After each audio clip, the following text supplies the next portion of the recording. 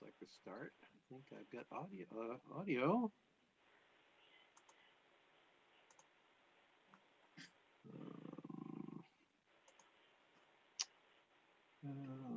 Here. It's getting there. Start video. Here I am. Okay, that's working.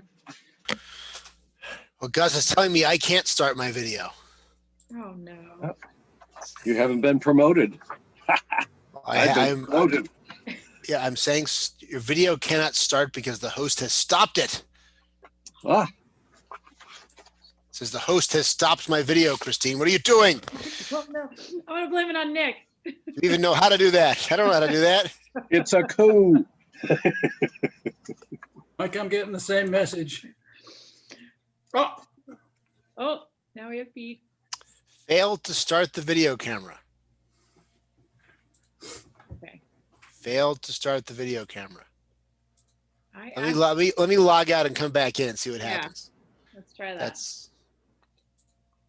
He probably just has to take that little piece of packing tape off the lens on his laptop.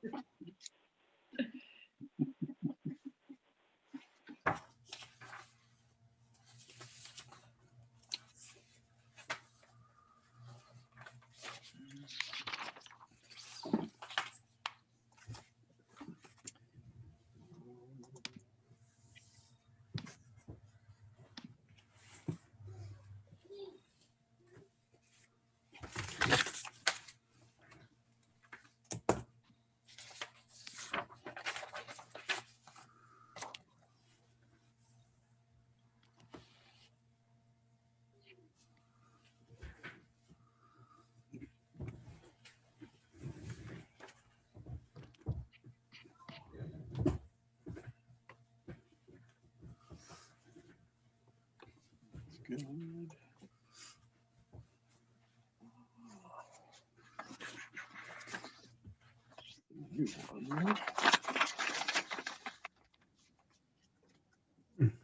There he is. There we go. There we are. Right. All right. We're ready to go. It looks like it's 7 o'clock. Okay. Good evening, everybody. Welcome to the Board of Selectmen's meeting for October 6th, 2020.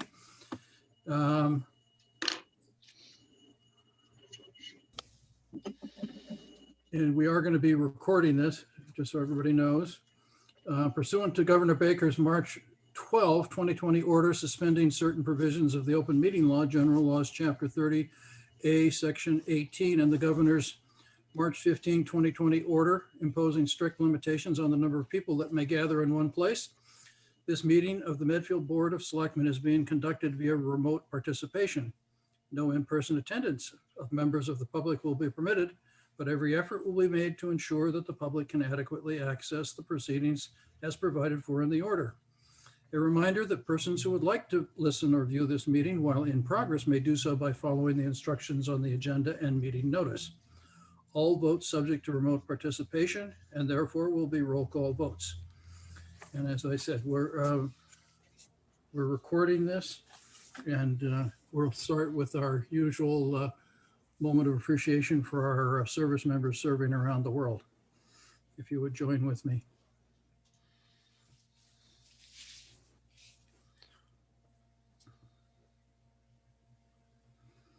Thank you.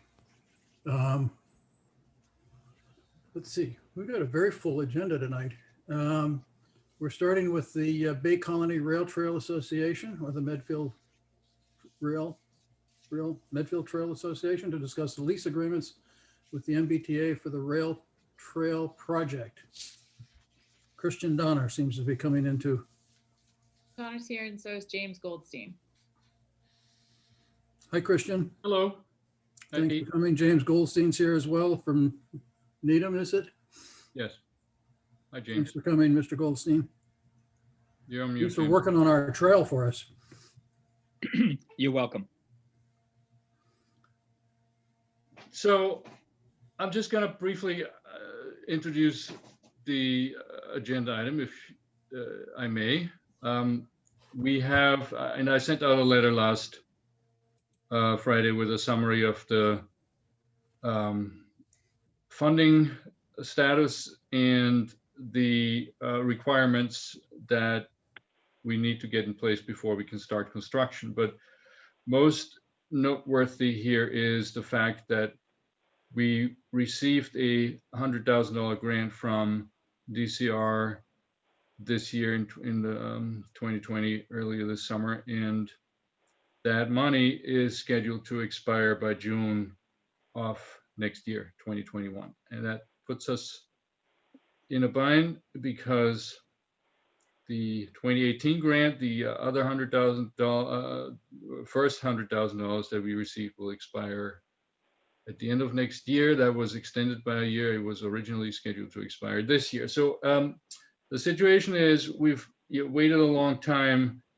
We will be losing the money, which will basically require that we start over. And on the other hand, there were some questions around the lease, specifically insurance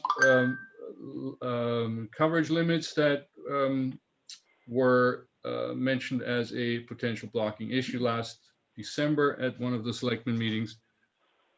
And we believe that those are all resolved at this point, and that any other issues that have been raised are resolved, and that we should move forward with signing the lease with the MBTA now, pending purchase of the environmental insurance policy that is a requirement for that lease. And so the agenda item says discussion of the lease.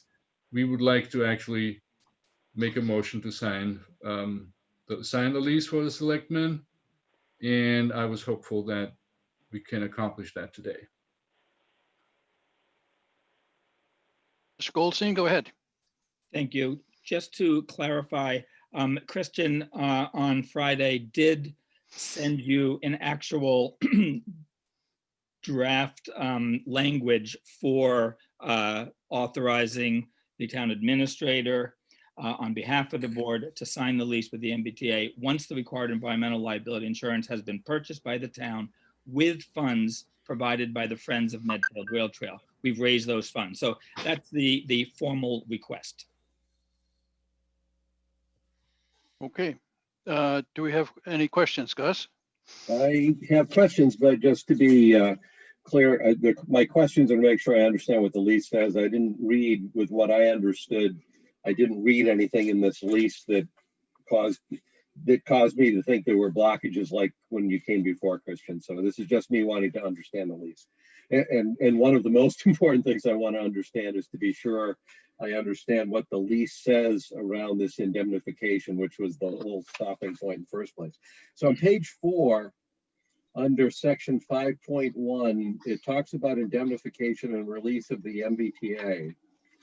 And the wording is the MBTA covenants and agrees the protections afforded by the municipality by Massachusetts general laws, chapter 23A, section 31, shall apply as long as the municipality purchases prior to commencement of any soil pre-characterization, environmental sampling, or construction of this lease, environmental insurance consistent with Massachusetts general laws, chapter 23A. So the first thing is we need to buy the insurance. But then it's coverage limits $3 million, deductible at most $50,000, and a term of at least 5 years, naming the MBTA as an additional insured. So this is a 99-year lease. What I think I understand this contract is saying is if you take out environmental insurance for 5 years, we are then covered under this chapter 23A, section 31, which I gather is effectively blanket indemnification for environmental issues in accordance with the laws of the state. In my non-lawyerly way, do I basically understand what that's all about? James? I believe you do. And Okay. the 5-year period is to cover construction, obviously, which is the only time there could be exposure to soils, and it will be covered up with the subsurface and then the surface. So over the long term, there's really less potential exposure. Right. Yeah. No, my only question was an administrative one. it sounds like after 5 years, we could drop that and we would not be assuming some sort of liability for anything that might be on the ground from before we took over. That was the key. That continues as, I just wish sometimes leases would just say that. Because on page 8 at the top, it says environmental liability insurance. And I think it's saying the same thing, which is the municipality shall maintain a policy of environmental liability insurance, insuring against any and all claims arising out of or connected with the presence of any hazardous materials at the premises, with coverage in amounts 3 million, deductible not more than 50,000, which policy shall be non-cancelable for a period of at least 5 years and shall name the MBTA. My wish would be they would just say you have to maintain this policy for at least 5 years, and then I would understand it. But because of the wording, so I wanted to make sure I understood what those words meant, and I thought I did, but I've learned never to think that just because I think I know what legal terms say that I actually do know what they mean. Minor question on page 6 under insurance 5.3. Prior to entry hereunder, and this is again just a question to understand the wording. Prior to entry hereunder and during the term hereof, the municipality and its consultants and contractors shall at all times maintain the following insurance and shall provide the MBTA with a certificate or certificates of insurance and shall forever thereafter renew and replace any expired certificate. And I just don't understand why it doesn't just say and shall during the term of this lease. I mean, forever is a long time. So I'm not sure if that's a term of art. As a practical matter, I'm guessing 100 years from now, the MBTA won't try to hold Medfield accountable for carrying insurance on property if we're no longer leasing it. I just find that odd wording. This one, I don't know if any of you will know. On page 7, there's a couple places where it says such insurance shall be written on an occurrence basis as opposed to a claims made basis. Does anybody know what that means? Pete. I know what that means. All the lawyers do. I was sort of hoping that there'd be an answer in the curve. What does it mean? So an occurrence policy is one where you're covering the period of time acts during that particular policy term. An occurrence, a claims made policy covers claims made during the period of the policy. Okay, got it. Thank you. Let's see. I simply noted that it said all required policies of insurance shall not contain any exclusions for acts of terrorism. I don't know what possible terrorist acts could occur on a rail trail, but I just thought that was weird. And I think, hold on. I think that was,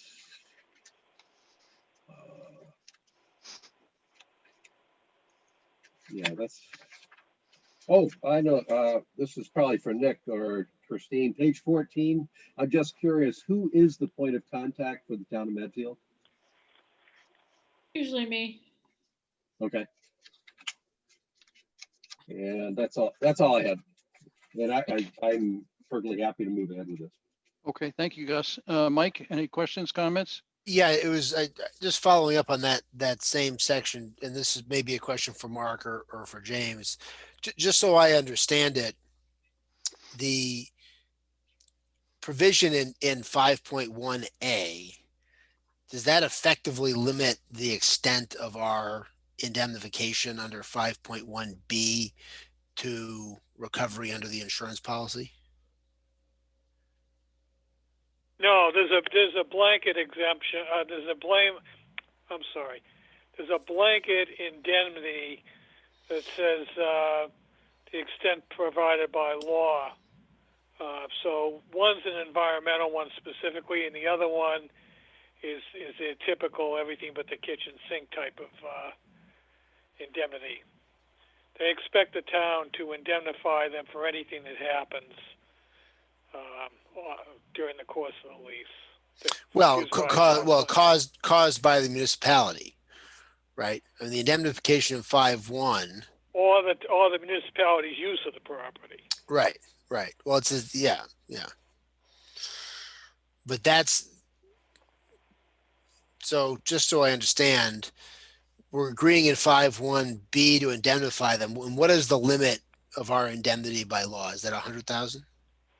No, it's What is it? open-ended. Open-ended. So we have an unlimited liability to the MBTA under 5.1B. The only frankly question is whether, it's a very active question, whether a municipality can enter into a legally valid indemnity hold harmless provision because of the fact that you're effectively binding the appropriating body, the future town meeting, in advance.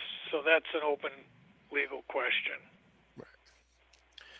But in other words, That's why they have in here to the extent permitted by law. Mm-hmm. So what does the MBTA get from the insurance that they're not getting from the indemnity, other than a source of payment other than the taxpayers of Medfield? That's essentially right. The assurance of a source of funding. Because there is this legal question as to whether our indemnity would be valid if town meeting did not appropriate funds for that indemnity. It's not just that, it's that they frankly use this lease across the boards regardless of who they're dealing with, whether it's a private party or a governmental body. So it's a belt and suspender approach from them. Mm-hmm. Right. So 5.1A protects them essentially from collection risk on their indemnity in 5.1B. Right. Is that fair? I mean, that's why you would want it. Otherwise, because your indemnity is only as good as the viability of your indemnitor. And obviously, That's if there's exactly a legal question and a potential political question about the MBTA trying to recover a substantial indemnity claim against a town right. for something like this. And so I can understand that it's easier for them to recover as against the insurance company than as against the town. But it is essentially an open-ended full indemnity to the MBTA for the term of the lease. Correct. Coupled with a release of the MBTA, so the town would not have any ability to claim a similar indemnity against the MBTA. Also correct. Right. So, as I've discussed before, my view of this is that the risk the town is taking on here is pretty modest. I mean, that rail has been shut down for a long time, and I think to James's point, it's likely that if anything gets churned up, it's going to get churned up during the 5 years, and hopefully, whatever, if anything did come of it, it would be it would be covered within that policy to the extent that somebody made a claim against the MBTA. I mean, obviously the town could not make a claim against the MBTA. Is that fair? Correct. Right. And so if to the extent the town incurs any liability or someone makes a claim against the town arising out of anything that happens during construction, we would be covered or by our usual sources of indemnity for when anybody sues the town. Just as if somebody got injured when we're paving the road and they sue the town, we deal with it that way. It's the same thing would happen here. I mean, there's nothing special about the rail trail that would put it in a different bucket or put our risk in a different category. I mean, it's essentially anytime the town does anything, there's some risk that somebody gets hurt and sues the town, and this is just going to be another project the town has. Don't forget there's the recreational immunity statute would kick in as well for people using the trail would be subject to that. So yeah, I'm thinking more during construction, Mark. I agree. Okay. I'm not thinking somebody who trips or when I inevitably face plant when I go walking or running down that trail at some point, I won't have any real good claim against the town. I'm just thinking about during that construction period when the MBTA is protected. If something gets stirred up and somebody wants to claim against the MBTA, they can claim against this insurance policy. Will the town also be insured under this insurance policy? Because it says the MBTA is named as an additional insured. Will the town be named as well? Yes. That's my understanding, that it's actually the town is the policy holder and the insured, and MBTA is an additional insured.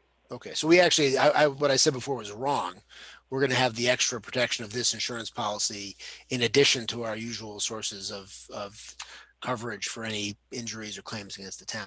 Right, and they're making you get that policy again to go to the issues we talked about earlier on about ability to collect. Yep. Right, and the town's protected as well. There's less of a chance that the MBTA gets pulled in. Okay, I just wanted to make sure I understood the mechanics of this. Because as I said, I think we have this additional coverage during that 5-year construction period that also applies to the MBTA. After that period, there's a recreational exemption, so anybody who's using it and gets injured is not going to have a claim. And then, I mean, it's really the tiny risk that any environmental issue that was not uncovered during the actual digging up of this road somehow surfaces just through the trampling of feet and bike tires and all that. So I'm comfortable with this and happy to move ahead with it as well. Oh, that's great. I am as well. My questions have been answered, and so I'm okay too. I would just, your comments, Mike, reminded me of the fact that I jogged down Harding Street years ago, and actually where the rail trail crosses Harding Street, my foot caught in a wire, and I actually did do a face plant right there on the trail.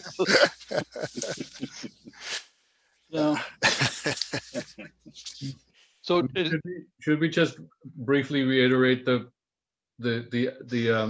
risk factors and mitigation that we've done for this? Because aside from the language, no, James is shaking his head. I mean, All right, in the interest of time, let's move ahead. I think they're ready, as I understand it, to vote on this, I think. Unless, Christian, you have any other risk factors we were. No, I don't. I don't know if James is a lawyer or not, but he is applying one of the first rules of trying cases where winning. You should stop talking. I'm not a lawyer, but I think I heard all three of you say you're comfortable with it. So I'm mum. All right. Well, as it's my role to make the motion, I will make a motion that we authorize and approve the lease as requested and authorize the town administrator, Christine Truweiler, to enter into the lease on behalf of the town.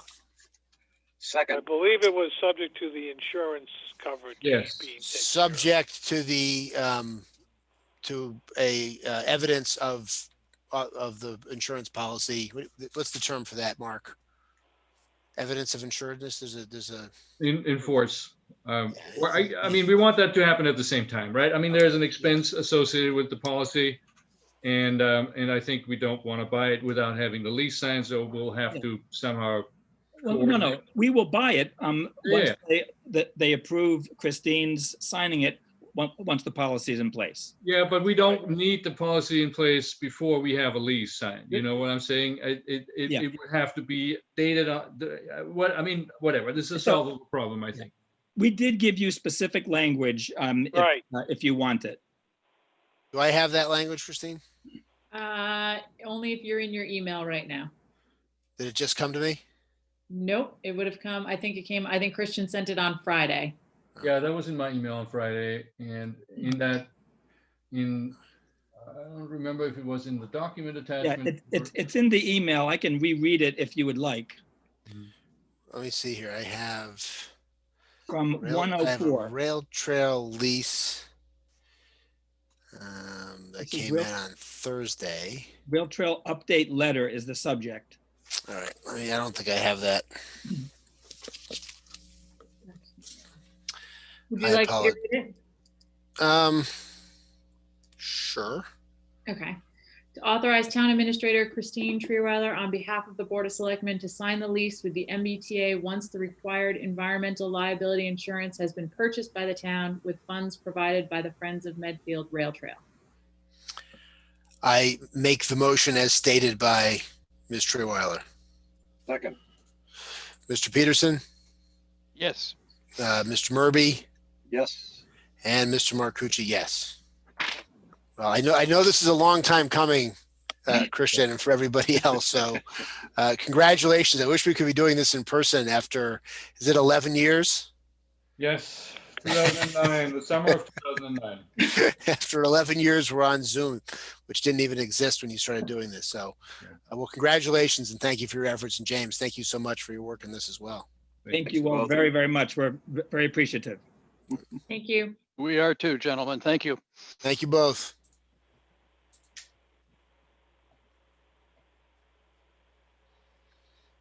Let's see, our next appointment is with Candace Lowen, who's the executive director of the Medfield Housing Authority, to discuss a vacancy at the Medfield Housing Authority.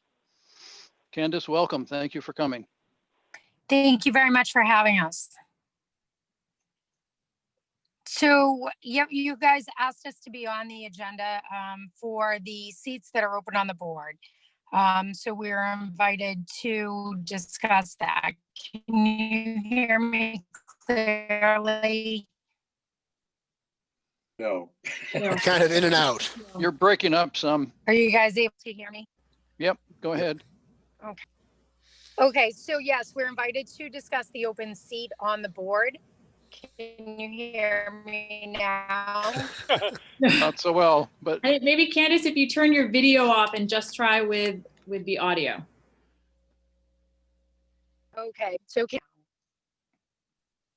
is it still not coming through? no, it's okay now. It's good. Okay, so yes, we're here to discuss the open seats on the board that were brought forward. And I think I really have to open it up to the Board of Selectmen.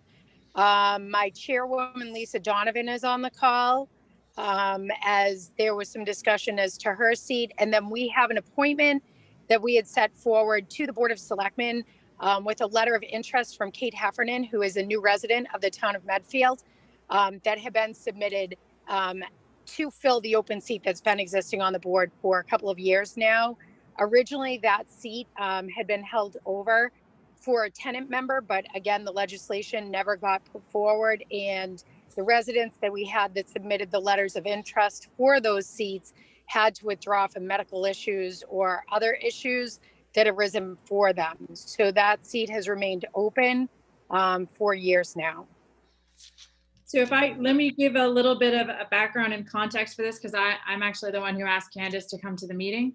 So it came to my attention when Candace sent over that they had a vacancy that had not been advertised by the Board of Selectmen. And that's one of the things when we've been asked to do a joint appointment or any of our appointments on open seats, that we advertise them and notify the residents of Medfield they're open. I understand that Candace advertised it through the Housing Authority, but we did not have a chance to advertise it and notify anybody it was open. I did not even realize it was an open seat. In terms of Lisa, while we've been working, very delayed, on the annual appointments, I realized in going through them that Lisa should have been an elected position in 2019. So in talking with Lisa, she went to the town clerk to try and pull papers to run for the election. She was told she didn't need to because there was confusion about new legislation coming that you wouldn't need to run for the Housing Authority. In talking to Candace, I know Mark's done a lot of research. I think the easiest solution for Lisa's issue is at your next meeting to appoint Lisa to finish out the term she would have run for in 2019. She tried to take out papers for it. She's been active on the board, and then she can run for her seat when her term actually ends. And then I would propose that we advertise the vacancy that Candace just spoke to you about and do an appointment at our next meeting as well. Mr. Chairman? Yes, Mr. Sorrell. And Christine, is that second vacancy the position that is designated for a tenant? I only know of the vacancy that Candace is offering up tonight that she says has been vacant for multiple years. And then I'm discussing Lisa's, which Lisa's been filling this entire time. Okay, because the legislation was passed. It requires a tenant seat. And it was then left up to DHCD to come up with a process for doing that. And that's where the holdup is. So it's not that the legislation didn't pass. It did. It's regulatory in that they haven't come up with an implementing procedure. So there is, as of now, there is supposed to be a tenant representative on a housing authority and then whatever other vacancies you have. But Mark, for our situation, would that mean that the tenant representative would be there's 5 members on the housing authority? Is that right? Lisa's Yes, saying yes. Right. And so one of them is appointed by the governor, yes, right? And there's 4 elected seats. yes. And so is the tenant seat, is that designed to be this, would that be the 6th seat on the board, or would that fill one of the 4, or would that fill the seat that is currently filled by gubernatorial appointment? Or are those questions, Mark, due to be answered but remain unanswered by DHCD? No, I don't, off the top of my head, what you've just asked is answerable by reference to the statute, which I don't think I have with me.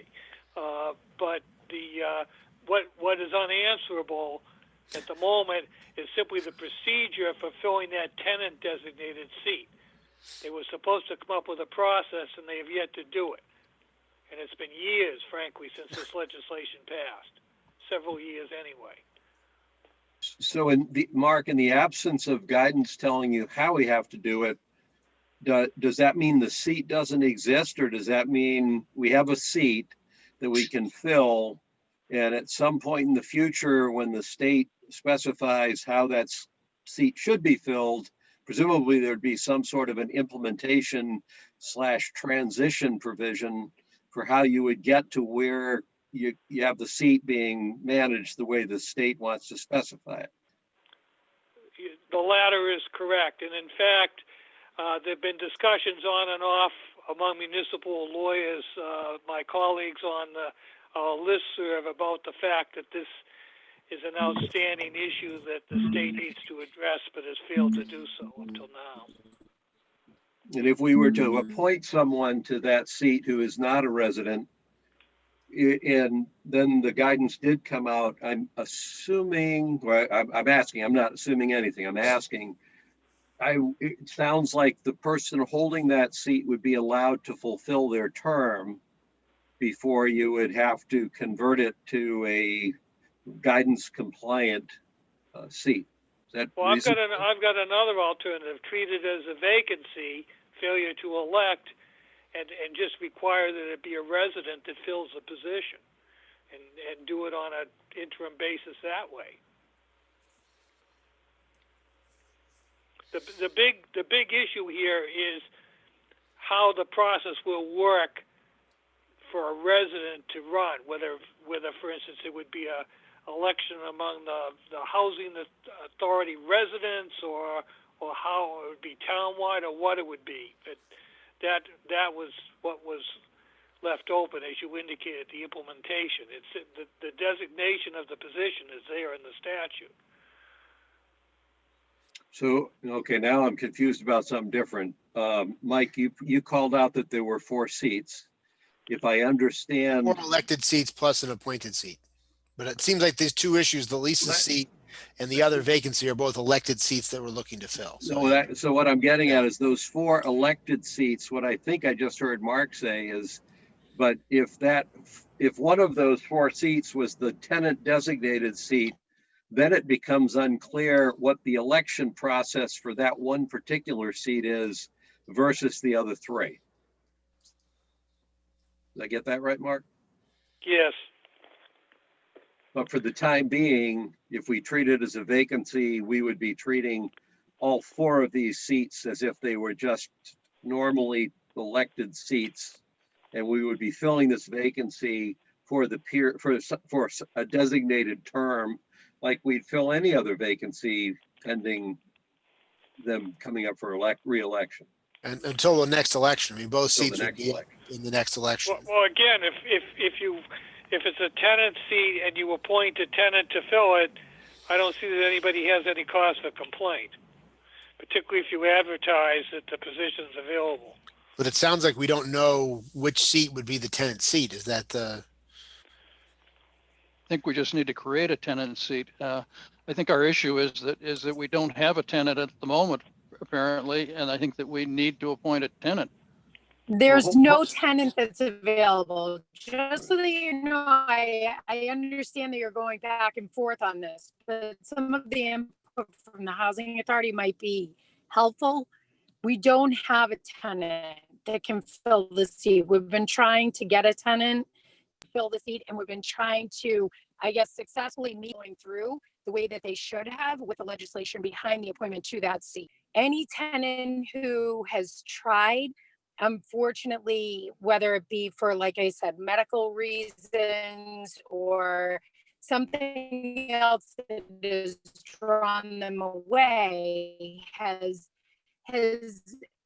really kept any of the tenants from being able to fill the seat. We've had at least 4 who we had hoped would fill that seat. And yes, as the board, when Kate had submitted her letter of interest for the seat, it was acknowledged by the board that it would be until the next election so that we had a full board at this moment. And then when the election process came up again, that she would then, or anybody else, hopefully with DHCD putting forward the right election process for a tenant member, that then, either a tenant could run through the town election process or whatever remaining years, should be elected for.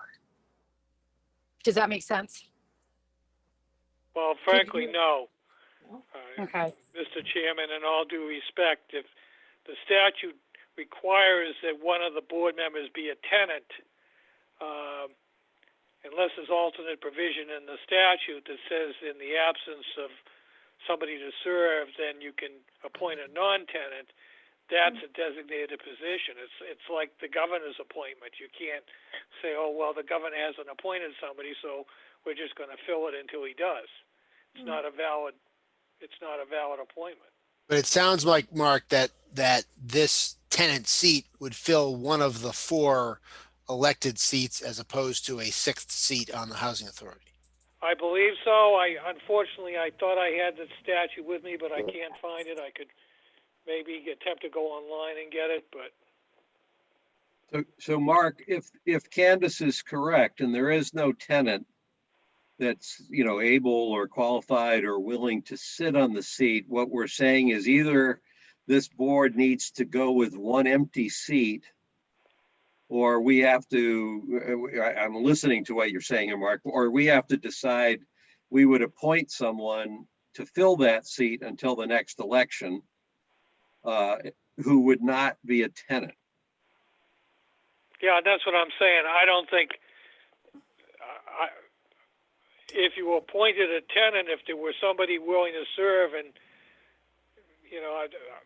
I just don't believe the statute addresses that contingency.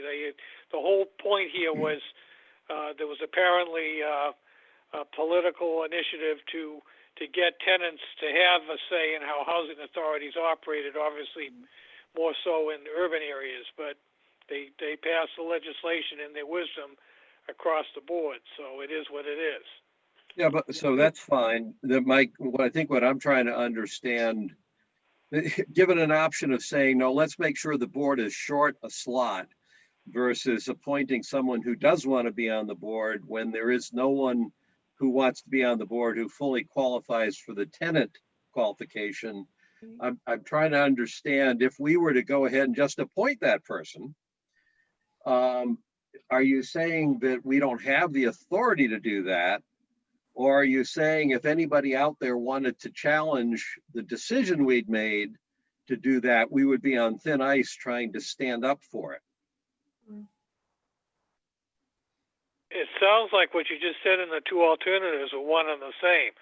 But frankly, I don't believe there's authority if it's supposed to be a tenant-filled position and it's not filled because no tenant has come forward. It's still by statute a requirement for that position. So if the person's not a tenant, however they're appointed or elected or whatever, they're not serving validly. So it seems right now then we've got two vacancies on the board to fill. Your advice, Mark, is that we have to fill one of those 2 vacancies with a tenant, and we can fill the other vacancy with any resident of Resident. Medfield eligible to be elected Right. to the housing authority. So I think as to the first issue for this discussion, which is the make sure that the Board of Selectmen has advertised this opening, we will do that after this meeting. We'll put it on the website. We're going to need to explain, and first, so in order to explain it, we have to understand it, what the process is going to be. So is this going to be, Mark, sort of a special election along the lines of what we've done in the past with the assessors and the school committee, where the selectmen and the other members of the housing authority are the electors and there's a nomination and then an election? Or is this a joint, it's like that? The housing authority vacancy statute specifically incorporates the general statute that you're referring to. Okay, so the way this work will work procedurally is that anyone who wants to be nominated, they can, to comply with the open meeting law requirement, potentially they'll have to put a name in advance, but at least under the special election statute, there's some ambiguity there. But anyway, we'll encourage people to get it in advance so the names can be on the agenda for the meeting. We will conduct a special election along the lines of what we've done in the past. The only people who will vote in that special election are the Board of Selectmen and the 3 remaining members of the Housing Authority. I assume that under the statute, the gubernatorial appointment to the Housing Authority can vote in this special election. Right, that's a housing authority. They're a housing authority member. Okay. So all right. yeah. So we have 2 vacancies to fill. One of which your advice is has to be a tenant. So it seems like we have at least 2 potentially interested parties for the non-tenant seat, Lisa and Kate. Hold on. What, Candace? Hold on. So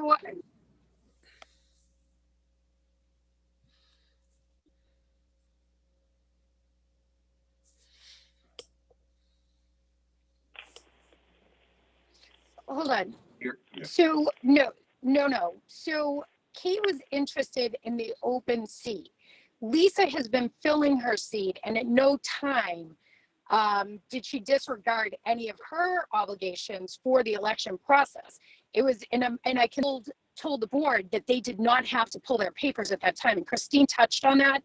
And then I actually had brought that forward in my minutes during that time frame. Now, why that happened is beyond me, and have to go through their election process. But Lisa is sitting in the seat. She is my chairwoman at this time. Her seat is not up for special election. At least that is for. We brought forward Kate's information, appointment to fill the seat until the next election, based on the fact that we haven't had any tenant that has been able to fill that seat.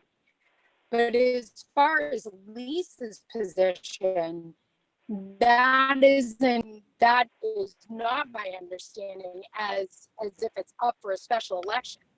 So, I mean, correct me if I'm wrong, Christine, but that is not what this was set forward for tonight's agenda. No, this is one of the things I wanted to talk about, is that Lisa should have been on the ballot in 2019. There should have been a seat at the election. Did you guys hear that? So my suggested solution to this is that we elect Lisa to her seat in a special election, and then if Kate is the only person who But that wants was an to internal fill issue at town hall. Yeah, well, we are where we are, Candace.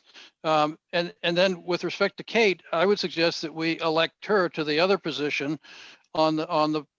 taking the position that she's serving until a resident steps forward and is willing to serve. And if that. Yeah, that's exactly what we're looking for. But yes, that's exactly right. So then we'd have 5 members, and if a resident did step forward, then Kate could become sort of like an associate member that we have on some of our other boards. So we've been operating without that 5th member for a very long time because there just aren't a lot of people clamoring to be on the housing authority. So I know it has been advertised in the past. At the beginning of every election, they put where all the open seats are. So the position has been advertised in that way. We've actively been asking for residents, the ones that come to the meetings, the ones that seem interested. And I think what happens is they see what the position really is, and it's not really what they want to get involved in because Well- it's kind of close to home for them. Yeah, but They're Kate gonna- apparently does want to get involved and is willing to, so I think that we should try to fit her in. I applaud anybody that wants to serve on a board, and especially a person that's new to town. What a great way to get to know more about the town. Yeah, and she seemed to have relevant experience, so. She has great experience. So I just need to get my scorecard straight here. In the case of Lisa's position, here's what I think I understand. Lisa was prepared to run for election to the seat. She was told by the town clerk that she didn't need to run, and so consequently she didn't run and thought that she was all set to just continue to serve on the board. We have now discovered that actually that was erroneous information that she got. So through no fault of her own, she did not run for election as she should have. And we are treating that opening almost this, or actually pretty much the same way we would if she had been elected and she stepped down midterm, we would be appointing somebody. But if I'm following what you described there, Pete, it sounds like appointing someone to the Housing Authority Board requires an election between the Board of Selectmen and the Housing Authority board members to officially appoint her to that position until the next election, at which time she'll have to run for her post. Just want to get that. That's what we're doing with hers. That's my understanding of what I would do, yeah. That was all correct. Okay, now with respect to the second opening, which is supposed to be a tenant, Pete, I agree with you that just looking at Kate Heffernan's background, it sounds like she would be a good addition to the board. The fact that she's new to the town and she's interested in helping is another reason why we would want to do that. We would be appointing her. Well, I'm not sure how she would get into that slot. But Mark, this goes back to my question of you before. Do we have the authority to appoint someone who is not technically, doesn't meet the technical requirement of being a tenant? Do we in fact have the authority to take that action? Not in my opinion, no. So if you have a split vote if the housing authority has a meeting and there's a split vote, and then she could well be the swing vote because it's a 3-2 decision. Somebody could challenge it at that point. So let me push even harder. This is the rogue side here. When you say somebody could challenge them at that point, but if nobody did, and we appointed her, in other words, what I'm saying is if we're the option is you don't have anybody on the board at all, or you appoint her until such time as a tenant expresses interest and she understands that she's in there on an interim basis, not even with, an assurance of a term. If no tenant shows up and nobody sits there and complains that we've basically gone off on a little bit of a ad hoc process here, and she wants to help, and the board thinks she's helpful, would it be, is there a reason why that's like a really, really bad thing for us to do? Because she's not legal. The statute specifies in the case of two members that they have particular qualifications. One, it's a governor's appointment, and the other is that it be a tenant. Now, there's no alternate provision in the statute. The legislature, in their wisdom, could have provided one, they didn't. So again, if you were appointing somebody because nobody ran and you can convince a tenant to take the position, I don't have a problem with that because it's a tenant. As far as the issue, it depends what they're doing. If they're doing normal housekeeping type legal, operation of the thing, it's no big deal. But if it becomes a major issue, for instance, the failed project that for the expansion, Rosemary. right. I mean, and it turned, and that in turn turned on a vote of the board of the housing authority, which included a member who was not legally qualified. That would have legal repercussions.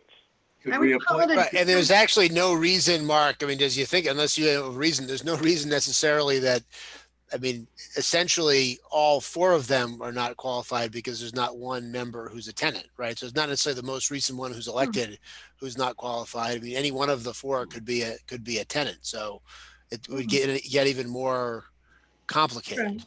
And I think this is part of the problem, is the state didn't really think this through and how they were going to put this into place. They thought it was a great idea. It was all unicorns and rainbows for them. But then in reality, it's not just our board that can't find a tenant board member. It's a lot of the boards. And yeah. Because the reality, I That's guess the question to exactly you, right. Mark, is this, like, so as I understand it, the housing authority elected position, that's a 5-year term, I think it's 3 years. 3 years? Yeah, let me double check. Because I mean, I was just looking at the ballot for 2019 and the seat wasn't even put on the ballot. So the town clerk didn't put the seat on the ballot. right. So if it's a 3-year term, that means Lisa was last legally elected in 2016. And so what happens then, Mark, when the town clerk does not conduct an election for a seat whose term has expired? Is she legally in the seat now? Yeah, there is a provision in the statute. I'm again going off of memory, but that says that basically you serve until your successor is qualified. Oh, so if that's the case, then we don't need to fill her seat. Mark had suggested that you appoint her to the seat just for clarification that there was a mistake made by the town clerk that she was not elected and on the ballot. But yes, it does provide that she can serve until her successor is chosen. Yeah, I mean, I I guess still my, gotta be I think it's way legitimate. cleaner to just get it back into the election loop now. yeah, I mean, we'll have to put the seat on the ballot in March for the whole, but should be the last year of that 3-year term that should have been elected in 2019. I think Now, I Mark don't is see this- suggesting, I don't see this on the ballot in 2016. I think Mark is suggesting that we get it into the election loop right now. Is that right, Mark? Yeah, I'm assuming this again to what Candace said, that they're not beating down the door to sit on the housing authority. So No, I get it, but I'm routine just trying to think appointment. about what the process is here, Mark. Like, we have a situation, if the statute says, you know, if you're elected to an office and the town clerk neglects to conduct an election when your term is up, you're legally in that seat. If that's what the law clearly says, then there's no open seat. Lisa has that seat until the seat is up. And presumably to stick with the staggered terms for the housing authority, whether it's 3 or 5 years, the I next think they're- election, I thought they were 5. They are 5. I believe if somebody finds that they are 5. Yeah, so you would have been last elected then in 2014. And then the town clerk did not conduct an election for your seat in 2019. But if you're in there until your successor is elected, no successor was elected. Well, And so, in my defense, I just want to say that I've been on the board since I think 2000, and I usually always run for a re-election when my term's up. If I'm told that I need no one, believe me, Lisa, you're the last person at fault here. So whatever the list I'm is. not trying to be rogue. Yeah, no, you're not at all. And I'm just saying, if we don't need to go through the exercise, I mean, if it's clear in the law that she's legally filling the seat because the town clerk didn't conduct that election, then there's nothing we need to do with Lisa's seat. I Right? guess Unless the only Mark- question would be if you're gonna have an election in March to determine if it's staggered, whether you have to have her run for what's remaining of a term, or a portion of a term, or it's a full term. My view Doesn't would have be to if it's be a answered staggered term, tonight. it would be a portion of a term. I mean, she's as a holdover in her seat because no election was conducted for her seat. So she's a holdover from the March 2019 election to the March 21 election. And then she'll run for the remaining, or if she's willing after this discussion, run for the remaining. Valid point. if she's if you know, the seat will be open, anyone can run for it, but you'd be running in March of 2021 for the remaining 3 years of the term that would have begun in March of 2019. And then whatever the wisdom of the staggering of the terms would be satisfied. Because I know the term of the gubernatorial appointee, I believe, is up next year too, on the 5 years. So if you switched it, you know, you have 5 members, 5-year terms. That kind of means you have one every year. Right, One it's of whom is the staggered. gubernatorial. So I think if you put a 5-year term on next year, even if you're allowed to, then you're having 2 seats in 1 year. It seemed like the one per year is the way they're looking to go. So then there's the question of the tenant seat. It seems like it's clear from the statute we have to, in order for the housing authority to be validly constituted, either one of the existing commissioners has to move in to Tilden Village, or we have to appoint a current resident of Tilden Village to fill the seat. I mean, it seems like we don't have an alternative. And so it sounds like to me, until we can find a resident interested, there's no special election for us to conduct.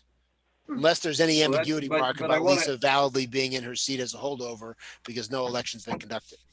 But Mike, I want to push on, I want to push on that. And there's, the main reason I'm pushing on it is that if you step back from the situation, if in fact there's no tenant, then what the decision is we're making is that we think it's a good idea. It's a good way to run the government by having this board go on indefinitely short one member versus the alternative of putting someone that, as far as I can tell, has appropriate background and interest in serving on the board until such time as a tenant becomes available. Now, I could see an argument for making that, to Mark's earlier point, I could see an argument for making that person a non-voting member. And I don't know whether that would influence the person, you know, Kate's interest in being on the board, but I get that legal argument, and mainly I'm sensitive to any jeopardy that could come up if somebody didn't like a vote of the board and they wanted to challenge it. So But the chairman's a non-voting member, and then we would have 2 non-voting members, unless she could be the chairman. at least then you'd have 3 votes, so you wouldn't have ties. Right, right. Is the chair just a for non-voting member reference, by practice of the because- housing authority? It's not a non-voting member by rule, though, is it? Well, no, like if there were like a tie to be broken or Right. more discussion, kind of to lead the discussion. They're not legally disqualified from voting is the point. Well, I'm Right. gonna start now. I'm just voting. Yeah. So my only concern here is I agree with you entirely, Gus, but I don't want to back ourselves into a situation where we're going to be casting doubt on every vote the housing authority Right, makes. right. No, I totally agree. Because with 4 members where you've tried to find a resident seat and you can't find one, it would be a pretty steep hill to argue that you needed to forcibly conscript a resident to be a member of the board. But maybe somebody needs to approach the legislative delegation about putting some contingency language in there to deal with a situation where there's nobody with the qualifications as a tenant willing to serve. And not so So much that you that then would have the authority. not so much that they're not qualified, it's more that they're not interested in. Not willing to serve. becoming- That's, I'm talking legally, that somebody has tenant after their name. That's what the statute requires. Yeah. Right, but due to the legislative issues on the election process for the tenant member also, when this was implemented, and just for reference, they allowed where 4 out of the 5 seats on the board were said it was the first expiring seat that would be held out for the next tenant member. When that legislation was disrupted and the election process that they had tried to put forward was disrupted, what they stated was somebody elected to that seat until this legislation and the election process was clarified could fill that seat until the time frame came where the tenant would be put into that seat. They also allowed for the members who sat in that existing seat elected to continue holding that seat, which was Carol's mistake with not putting Lisa's seat on that ballot. However, we already have the open seat for the tenant member. And this is what I explained to her back then. So this seat can be held by somebody that is qualified until that process is clarified by the state. And that still has not been tried. And we have to get a resident to be part of this. This is not even in the minutes I submitted to you. There was a resident who had put in her letter of interest and then she couldn't handle the pressure of it. And so we've had, like I said in the beginning, at least 4 residents being encouraged by other residents. It's a very difficult thing to sit on a board and live in these housing authority developments. We're just, again, trying to function as a whole board again, where this has been going on for years, and Kate is really qualified for this position. I mean, it's, so that's where we're at. And circling back, people are holding seats that are not tenants that are staying in that position until the legislation is clarified and they're active members of the board. If you need verification on that before the next meeting, I can certainly get that from DHCD. Yeah, I mean, if we can get an opinion from DHCD, a legal opinion from DHCD, that if we fill this seat with a resident of Medfield who is not a tenant of Tilden Village, that person would validly be on the board and there'd be no question about the housing authorities, the validity of its decisions, then I'm fine with that. What I'm going on here is what seems to be the clear language of a statute. With no clarifying regulations. If there's a countervailing legal authority that says not just that people are doing it, because people do stuff all the time, whether it's actually authorized by law or not, but actually the DHCD will say, yes, town of Medfield, the housing authority will be just fine if you appoint somebody, as long as you either. I would expect that they would have put out a guidance to housing authorities generally. This issue, as I said, has been percolating for years. And the statute specifically designated them to put the procedure into place. So, frankly, why haven't they done it? If they can focus on what's happening and address that, why couldn't they simply correct the problem? Welcome to my world of frustration. That's the question. Right, that's a question at hand. Why have they not? And this is a hot button item across the board in housing authorities. Yeah. And it's not for lack of trying to address it. They're just no one is faulting anyone, any of you, Lisa or Candace, or anybody else. You've been put in a situation by the town clerk and by the HCD's inaction on these regulations. I'm just trying to navigate. We're just trying to navigate, not putting you in a worse position, because right now you have 4 members who are validly on the board, who can validly take actions, who constitute a quorum of the board, and there can be no question about the decisions made of that board. If you were to add somebody and suddenly have a 5th person who doesn't, I would push back a little at that, Mike, because if the statute requires a resident to be a member of the housing authority board, then I would suggest that we don't have a properly constituted board. That's potentially an issue too, Pete. I agree. Yeah, so I'm not sure that we lose anything by appointing Kate to the board. That's a fair point.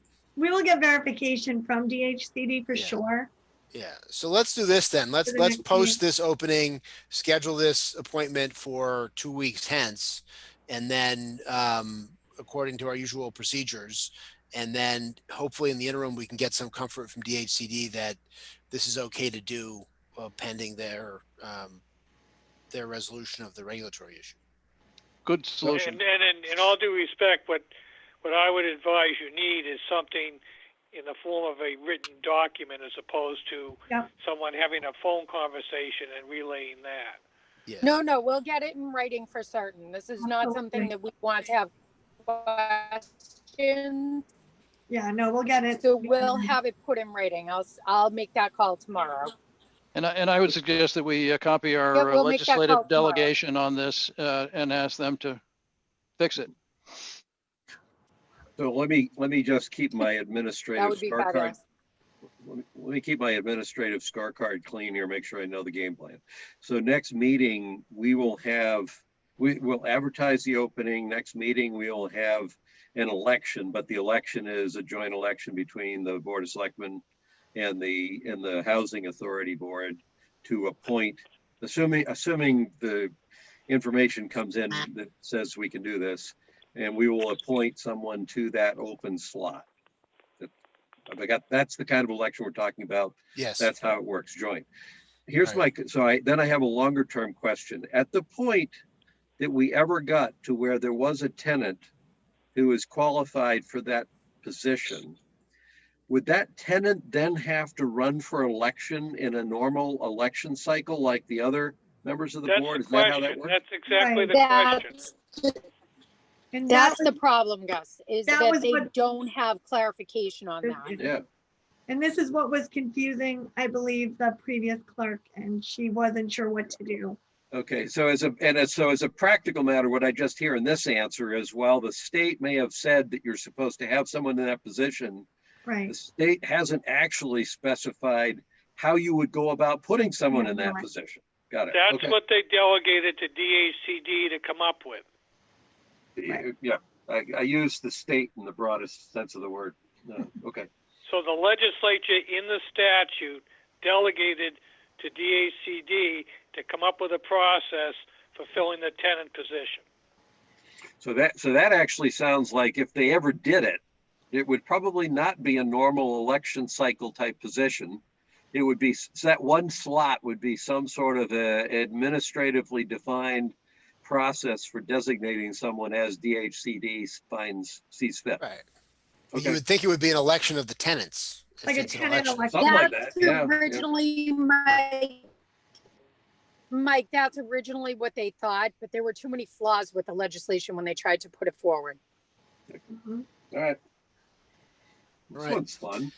Thank you, Candace and Lisa. All right, that's- Always a joy, always a See you on the joy. 20th. And, So if that's Kate's out- that is Kate- two if items Kate's out- down, 78 to go. If Kate is out there, thanks for being willing to step into this Yes, meeting. thank you, Kate. Candace, this- thanks for coming. At this rate, this meeting may Lisa, still thank be you. going on when we have the special election in 2 weeks. So Yeah. So next we've got Jay Duncan, Townwide Chair of the Townwide Master Planning Committee, provide an update on the master planning process. Jay, thank you for coming. Thanks for being the chair of the Townwide Master Planning Committee.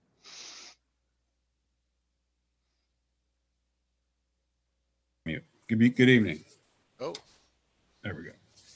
All right. So I'll try to make this quick.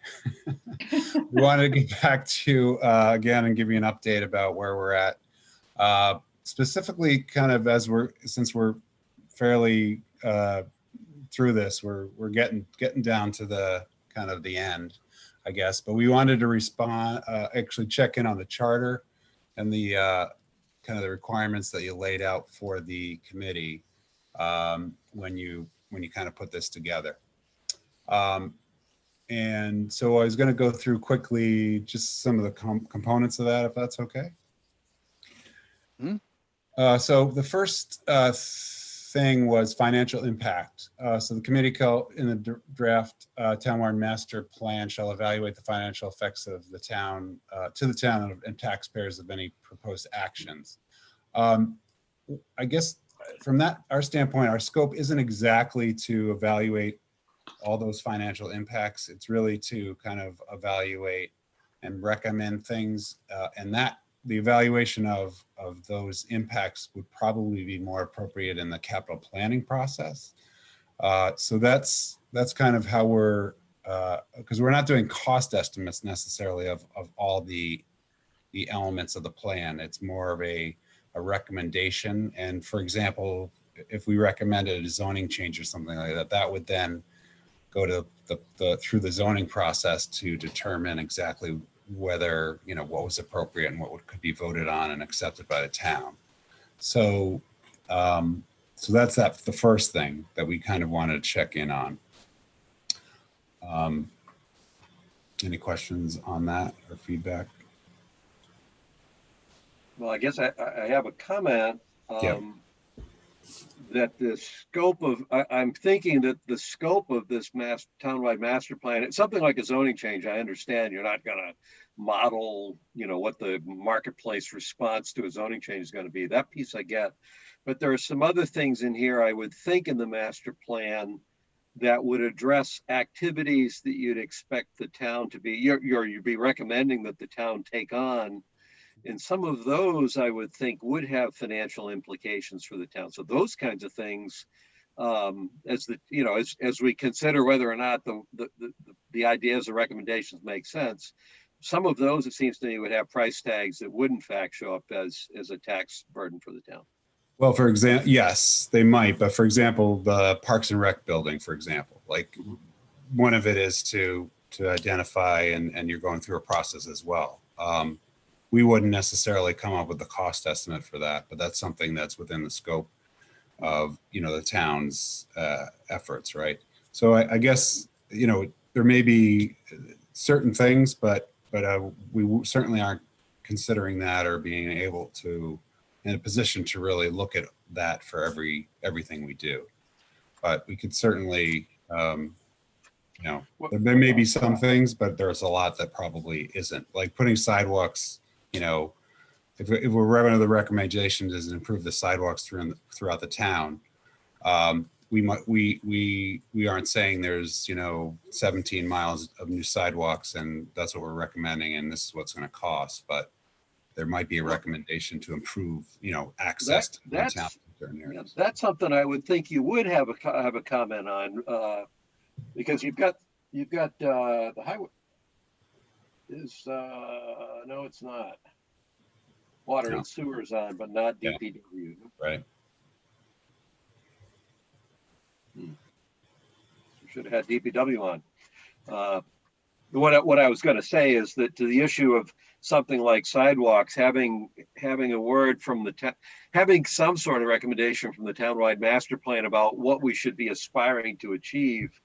Maybe you're right. Maybe it's not fair for you to put the price on it, but having some idea of what's the master plan for sidewalk expansion, what I would think would be part of the recommendation you'd have. So DPW has just hired a consultant to do a master plan for sidewalks, and the townwide master plan can certainly comment on that that plan. And in fact, the guidance here basically said, don't reinvent wheels. If we've got plans in place that do have those kinds of things, you shouldn't have to reinvent them. Yeah, and I think it's a partnership, right? I mean, I think we're working with, we're kind of laying the groundwork, and then the devil's in the details for other groups where appropriate to really take the reins on that. But what we're doing is kind of based on the input in the process, providing recommendations that then you would be the town's responsibility and the appropriate departments and such to then take it the next step. That makes sense. Okay. So the next one was location of Parks and Recreation building.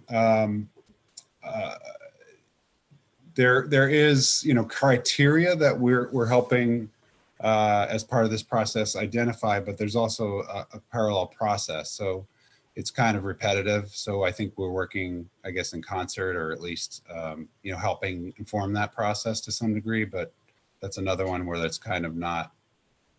Well, that may be one where you need to weigh in on, though, because Parks and Rec has had the money to figure this out for 3 years now, which I assume suggests that Parks and Rec is forming some opinions about what they would want to do around this, whether what they want to do when they look at it as a Parks and Rec building, you all looking at it comprehensively from a townwide standpoint, you may come out against what they want, or something that they think works just great in a vacuum may not fit the broader picture that you guys are creating.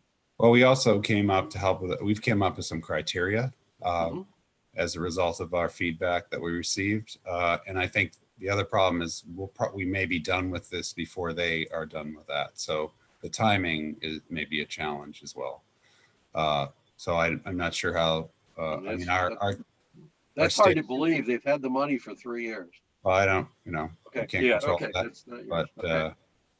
But we do have criteria from the feedback, selecting a central location within walking and biking distance from the greatest number of neighborhoods, selecting a site that will best serve all ages of Medfield, selecting a site that will allow for maximum use of sustainable development techniques, and efficiency of cost to acquire land, construct a new building, and or renovate an existing town-owned building. So those are some of the kind of things that we've come up with as part of the public process.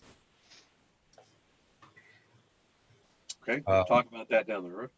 Yeah, the next is commercial and development and zoning. So that was, so the town would like to responsibly increase the commercial development to relieve the tax burden borne by residential taxpayers. So as I kind of alluded to as an example, you know, the zoning is a process where recommendations would be implemented, right? And that has its own process. So we're definitely looking at that as, you know, a balanced approach to development and, you know, have competing interests, competing goals. But certainly this is one where, you know, it is obviously a strong focus of the town to try to relieve the tax burden. You know, we are certainly looking at that as part of our process, so that will be discussed.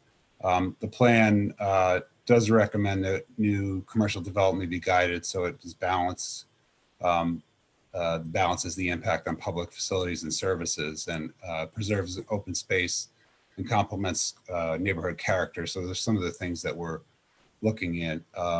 And we also we'll be recommending that a design review be considered for large development so it kind of fits in appropriately. So there's a number of things we're looking at on the commercial side, you know, beyond just relieving the tax burden. But obviously, you know, you want to look at all these things, more commercial, you know, where the character of it, obviously, you know, that's a decision as to how much, where, and to what extent that, you know, that has pros and cons, right? It's tax-based, but then you have more commercial buildings. Obviously, the master plan and the hospital looks at some of this stuff, so that could be incorporated there, as we know. So we're trying to take all those things into consideration as it relates to the commercial development and zoning, but those will again be complementary, but in some respects separate processes in terms of zoning changes and things like that. But generally master plans recommend things and then other processes take the next step to implement them. I'm not sure if I followed what you were saying there, Jay. The issue of commercial development, yes, the hospital master plan has provisions for that. But if the townwide master plan isn't looking at where commercial development should occur, what kind of commercial development would be ideal, how much commercial development is feasible, who is? Well, we're looking at taking the recommendations from our process. I mean, that's certainly one, right? Increase commercial development to reduce the tax burden. So I guess we're looking at improving the process, but also looking at locations at the same time. And maybe you're not. Maybe I'm not. Well, yeah, I'm not, but I don't need to tonight. I've registered the question I had. I'm not sure that improving the process, I don't know what that in a vacuum does. If you're saying the process by which commercial development could be introduced to town, is that the process? I'm not sure what process you're talking about, I realize. Well, why don't we want to, I mean, it'll probably help to see what we come up with too. Yeah, okay, that's fair. If you have other questions. Yep. And we're still, okay. You know, we're in the initial implementation phase. I mean, I probably should have mentioned that in the beginning. So we've come up with a number of goals and then sub goals as it relates to each one of those. And I can, let me go through this and then I'll just quickly read through that. Okay. Just to give you a sense of where we're at. Mm-hmm. Let's see, residential development, master plan should evaluate strategies to enhance tax positive residential development. So it's similar, I guess, in terms of we recommend the zoning be reviewed and revised to make it align with the master planning goals. And I think, again, we want to look at the balanced, you know, increase. Obviously, that has impacts as well, right, on services needed. And we also want to, I guess we're trying to balance all the different goals that we have against each other. So we're not looking at these separately, right?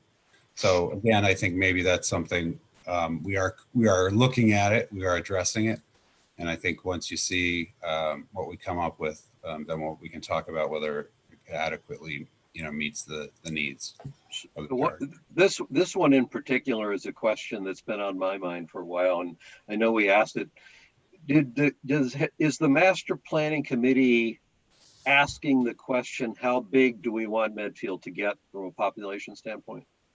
Yeah, we've asked that question in terms of, in our public meetings and things like that, and you get every answer, right? I mean, there isn't a consistent answer. Some folks think they want more compact development. Some want more, want more wide open spaces. And actually, it's changed a little bit between when we started this process and more recently, right? I mean, yeah. So the way I'm not, this is just input. I'm not challenged. Yep. I'm not trying to hammer you.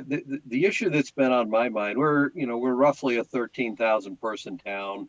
Historically, we actually haven't grown a whole lot. We introduced a lot of affordable housing, which I'm using round numbers here, that took us from 12,000 something up into the 13,000. I'm about saying there's 1,000 people that came in, because by the time the affordable housing is done, and then I look at the additional 325 to 340 units of housing that's called for in the state hospital master plan, and I'm saying, and there's another 1,000. Again, I'm using numbers fast and loose, but I'm saying, so now we've gone from a town that was around 12,000 people. We're on a trajectory to probably, without even looking beyond the state hospital and affordable housing, and possibly some additional senior housing, we're on a trajectory to hit 14,000, probably with one hand tied behind our back.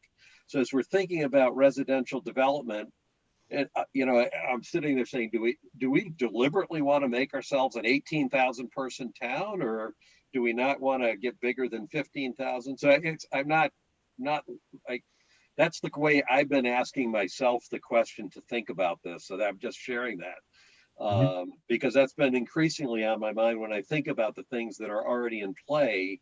Part of the question is exactly how big do you want to get? Yes, absolutely. And maybe there's more pressure. There may be trending towards more pressure for places like Medfield because it's not the city and it's more spread out and there's more room between people, and that could increase even more. But things like your zoning regulations and other things like that are going to limit you. If you want to change, I mean, that's kind of a reality, right? I'm really suggesting that as a town, we ought to take control of our destiny and not just kind of say, it's reality and people keep moving and we always get bigger and eventually we'll be a city. I think that's not what I don't think there's too many people here right now that would like that trajectory. But I realize actually when you try to do some of the things you guys are trying to do, doing that kind of high level math starts to give you, bigger than a bread box, smaller than a barn kind of estimates around what it is we actually want to do in this master plan by way of setting up provisions for growth. So, and I think to that point, Gus, I mean, there's a limited ability to control it too, because if you look at the town's population, it's basically been the same since 1980. And since 1980, we've added way more houses between 1980 and 2020 than we've added in the last 10 years. And obviously the reality is there's fewer people living in the houses that we already have, which since the number of houses we already have is much larger than any conceivable amount we're going to add, it sort of swamps the additions that may or may not come from any additional housing. So even if we decided we wanted to be a town of many more people than we have, it'd be harder to get there. Particularly since we don't really have that much additional buildable land, right? I mean, the kind of big subdivisions that were being put up in the 70s and 80s really, there's a limited number of places where you could do that now. MAPC told us about 10 years ago that we were basically built out, that we don't have anything left to build on. But I'm looking at what we've been doing and what we're contemplating doing, and it's like we're building out because we're building more concentrated housing. Yeah. But I just think, it's a side discussion, but it's just, we have about, coming in 2010, we had about 4,000 housing units in Medfield. Excuse me, in 2000, we had about 4,000 housing units. Between 2000 and 2020, we'll probably have added about 500, the majority of which are one-bedroom apartments, or the plurality of which are one-bedroom apartments. But the other demographic trends are pressing against it in the existing 4,000 houses. And so it sort of nets out to whatever number you're picking or you think we're going to get with the additional housing, Gus. I like to bet on the under. Let's put it that way. Well, no. Actually, I'm not arguing for figuring out ways to build more houses. What I'm getting at is if the challenge here was residential development and find ways to make it tax positive. I don't think we're arguing, actually.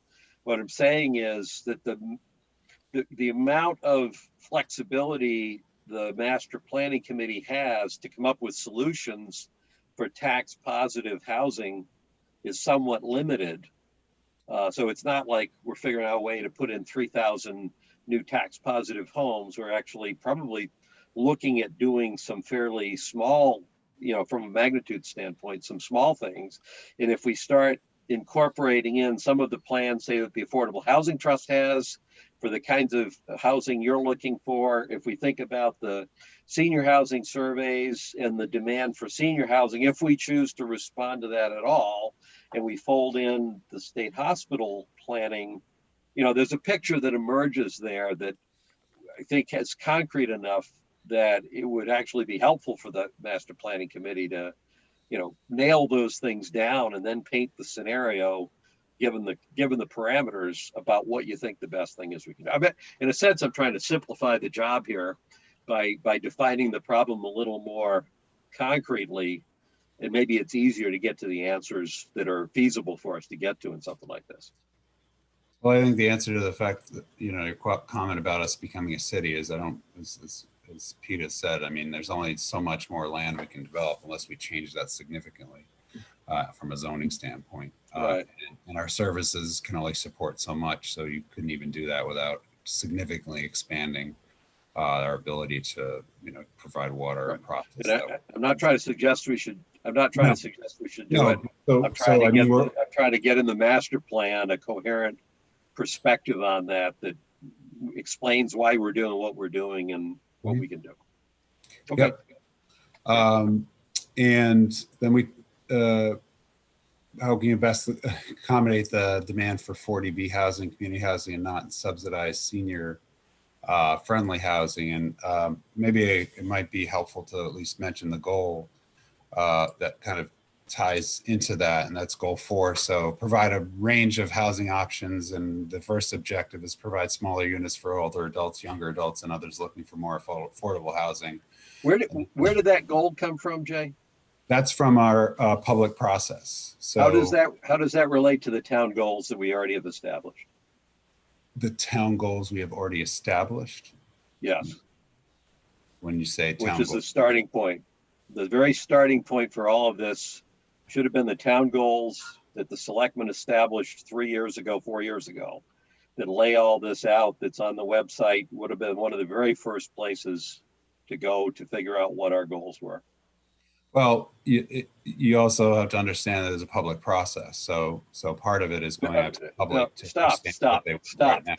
The public process is to get to a townwide master plan, but how could that process have started without starting with the town goals?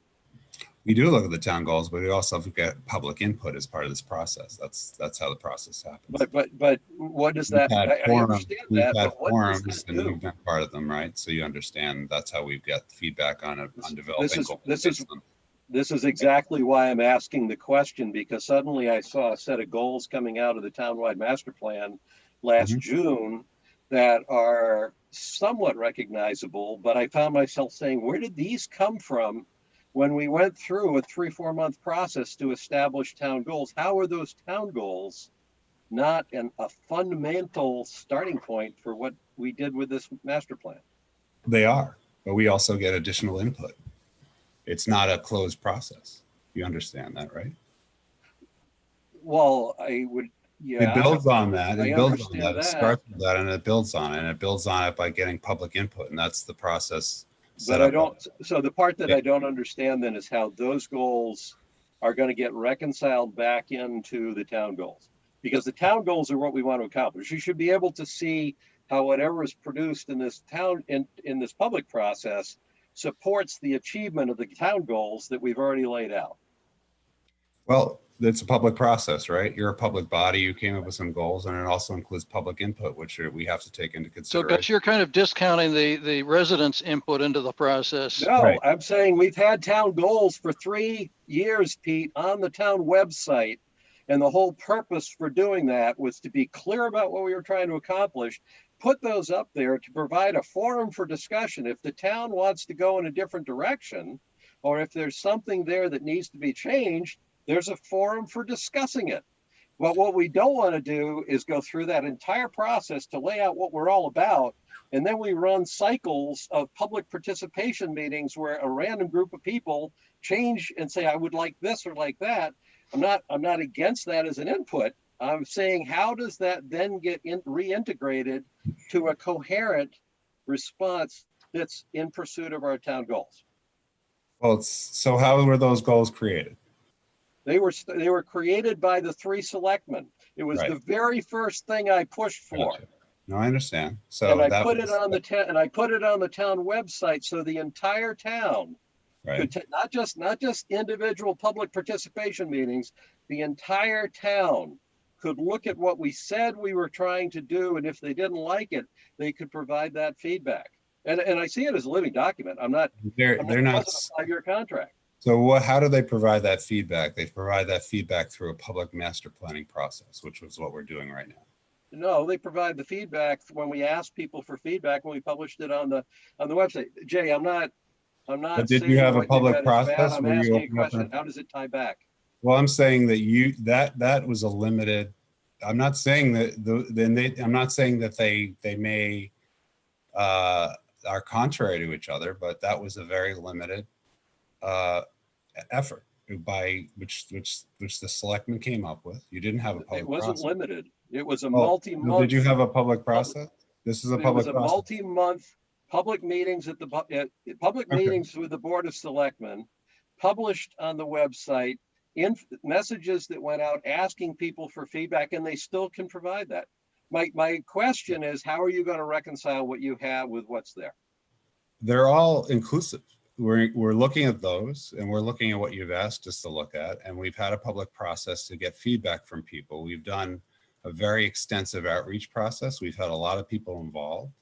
We've had a lot of feedback, and it's from people who live in the town, and they're the ones that are providing feedback. I don't know whether they were involved in your process or not. They may have, but this is our process, and this is what we've had to do. And this is what we're getting. Who set the process, Jay? Who set the process? Where did it come from? That's the Massachusetts general law dictates the master planning process. That's an administrative requirement. At the very beginning of this process, they said this should be a townwide master planning process that complies with the administrative feedback requirement. from the town. People from the town. We're So getting who feedback was from it? So did you in fact start with the town goals? They're listed there. They're incorporated into this, and they're in the charter. Okay, that's fine. So the only issue then is, to the extent that the goals that came out of the public process contradict, challenge, or would modify the town goals, my question is, how are you going to go about reconciling those two things? I would say they're complementary. I don't think they don't contradict. Okay. I don't think they contradict. No. Okay. Not at all. Okay. Good. I think Jay. People agree with them. I ran you through the ringer, Jay, and I apologize for doing that here. But my point is, if we're not coherent about what our town goals are, and when we establish them, we don't use them, and it sounds like you use them. So what I was reacting to is, if we don't use them, and every time it comes time to plan, a different group of people sits down and says, what do we want to accomplish? We will never get anywhere as a town, because we won't actually be taking that coherent look. And my issue was to make sure those goals had not run off the rails. No, they're not. But I think you also have to have a process that's more open than and additional to what was done before. And that's if you don't want to, then we shouldn't have a master planning process. But you have to have a master planning process, and it includes public input. I So- see the master planning process as a discussion around how you take the broad goals and actually begin to move ahead in accomplishing those goals. Yes, that's, So as long as that's what it's doing, I'm good. well, okay, good. Glad you're good. Okay, all right. And I've had worse, so don't worry about it. Well, I have 6 kids and they're all teenagers. Anyway, so so you're saying I'm not as bad as 6 teenage no, kids? you're not. You're not. Piece of cake. All right, good. So I guess a lot of these are very similar in terms of, I guess my point is we are looking at them. Maybe I don't need to go through every single one. No, I don't think you do. Kind of reporting because it's been long enough already. Well, I have these are my questions here for you, Jay. I've got to go through these when we get to me. So I would like you to talk about 5, Jay, number 5. 5, okay. Yep. Town land. Town shall evaluate parcels of town land and consider any parcels that might be sold. Yes, we are doing, we're looking at that as part of, we're trying to, I mean, there's really not, you know, the focus really of this effort is probably the hospital master plan, the hospital area. I mean, obviously that's the greatest opportunity for property in town, but we're also looking at as part of our open space plan, although that's a different thing, right? I mean, we're looking at all the parcels throughout the town that are available to see. I'm kind of mumbling here. Well, the answer is yeah, yes, so at that. let me just talk, and Mike, you and I have talked a little bit on Ice House Road and things like that, but with what's happened to the town from a financial standpoint this year and what's likely to continue to happen to the town in the next fiscal year, suddenly the issue of whether there are town assets that we don't really need that we could sell off, in my mind at least, suddenly becomes a more important question because it could make a huge difference in how much pain you know, town departments, school departments suffer if we don't have, or how much pain we impose even on some of our reserve accounts if we don't look at that. So I'm suggesting that's actually become a more important question in the relatively near term. So that's the selling part. And the open space part is a problem that we've had, and I look at it every day because I have a walk right next to my yard where we have open space, but we don't maintain that open space to make it available for people. So if it's like, if you're going to have open space, then you need to take care of it. And that's just never been something that we've had a comprehensive plan for. It's just a catch as catch can thing, and we need to get that fixed.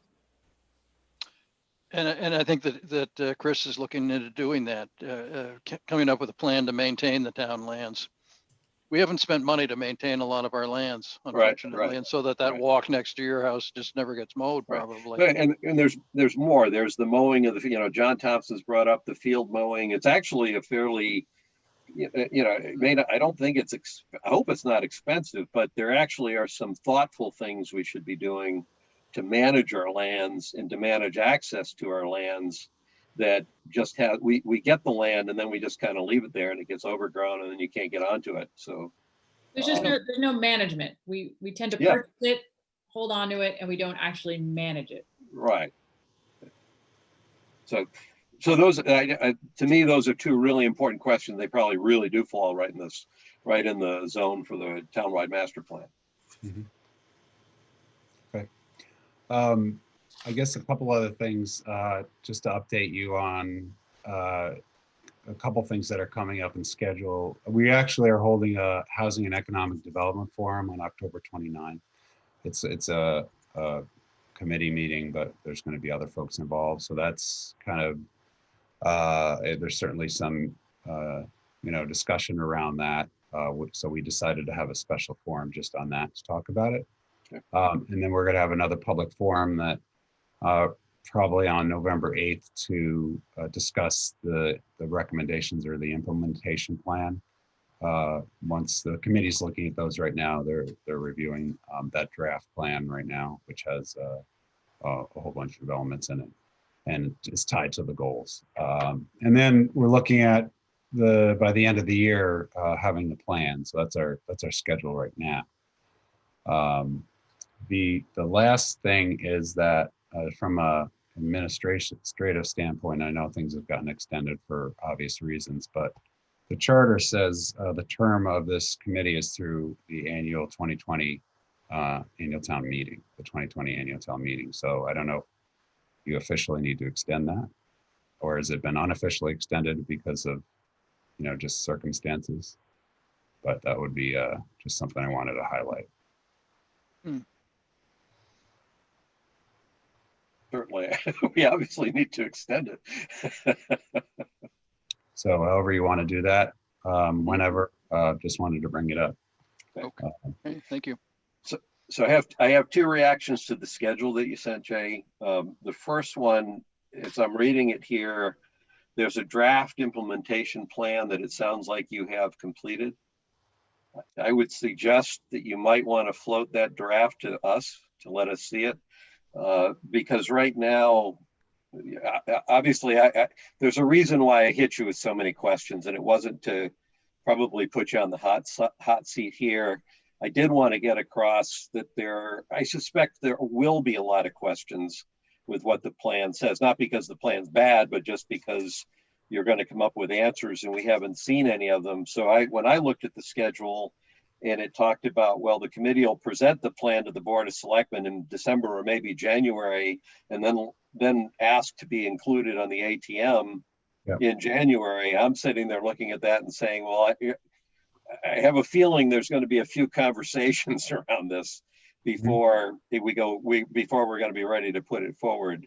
And that felt like it was too tight on that piece to be able to, certainly to be able to include it in the ATM in January if we don't see it till January. So what, things that you can do to let us see what it is you're coming up with sooner rather than later, even if they're not formal. Like it sounds like that draft plan probably we could look at, because it looks like it was, assuming it was done by the end of September, you must have something there. That would at least give us a sense of direction and scope and structure that would probably help. Certainly would help me. I would ask you fewer questions if I had read a plan first, I'm sure. So. Oh, you probably have more questions, Gus. Anyway, so I didn't have anything to work with. That's okay. So anyway, that would be my advice. Yeah, so we'll look at that. I think it's probably, we're trying to obviously catch up here and try to be as aggressive as possible to get it done. We want to do it the right way though. So let's, we'll go back to committee and see if we feel, that makes sense. I agree that we want to give you as much time and not back into a corner. So we'll talk about that.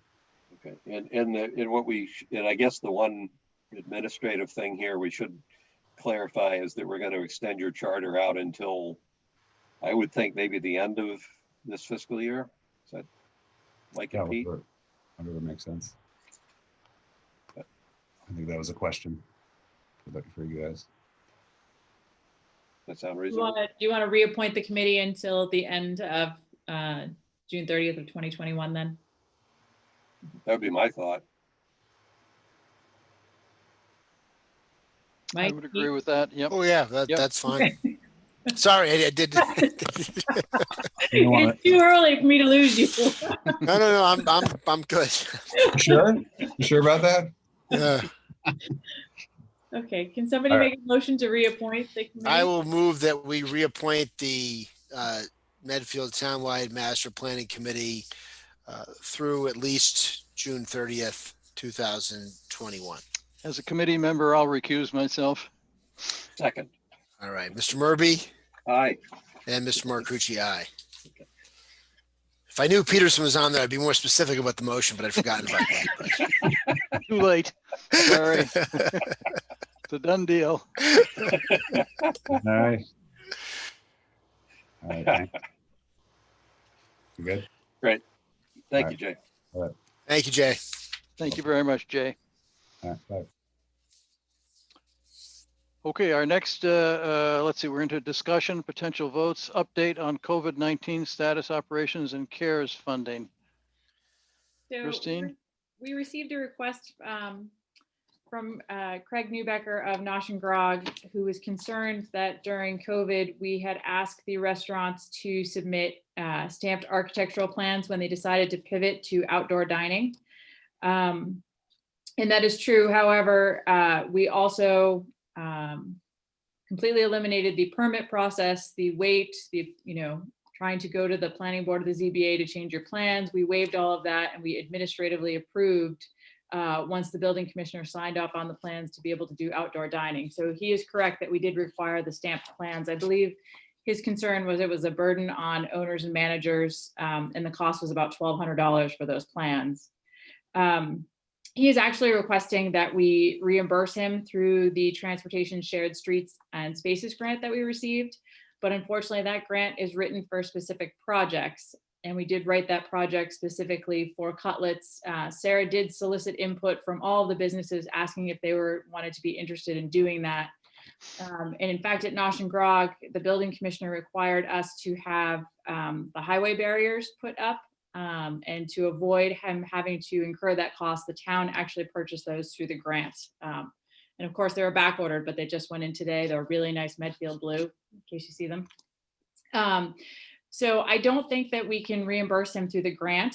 I think there are actually 2 restaurants that had to do stamped plans, both Avenue and Nosh and Grog, but that made me start thinking of other ways that we could try and help them. And one of the things I started thinking is that the alcohol renewal licenses are coming up this month. And maybe that's something we could think about doing a reduction, either waiving them all together or reduction by 50% of the alcohol renewal licenses for our small businesses. And that would include our package stores, our restaurants, and anybody with a common vic license.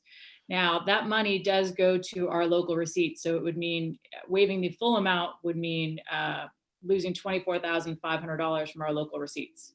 And cutting it in half obviously would be less than that. But I know that between Newton and Needham, one of them did it and the other one said that it was illegal. So I have not heard that it is illegal. Some towns that I saw today have done 50%. I believe there's one town that is waiving it altogether. I would ask Mark to weigh in on whether or not it's illegal, but the board is the sets the fees for the alcohol licenses. I think it was actually the city of Newton, which has a law department that said it was not permissible. Mark? Yeah, I was on mute. I'm sorry. I believe that Chapter 138 or the ABCC may provide minimum fees. I don't know off the top of my head. I have a vague recollection that might be the case. So if there's a statute or a regulation that requires you to impose a minimum fee, then you wouldn't be able to waive it entirely. But I'm pretty sure there's discretion in the range of those fees. Certainly in the alcohol case there is. So I would certainly be in favor of lowering them for this year for this purpose, subject to Mark's research on whether there is some floor we can't go beneath.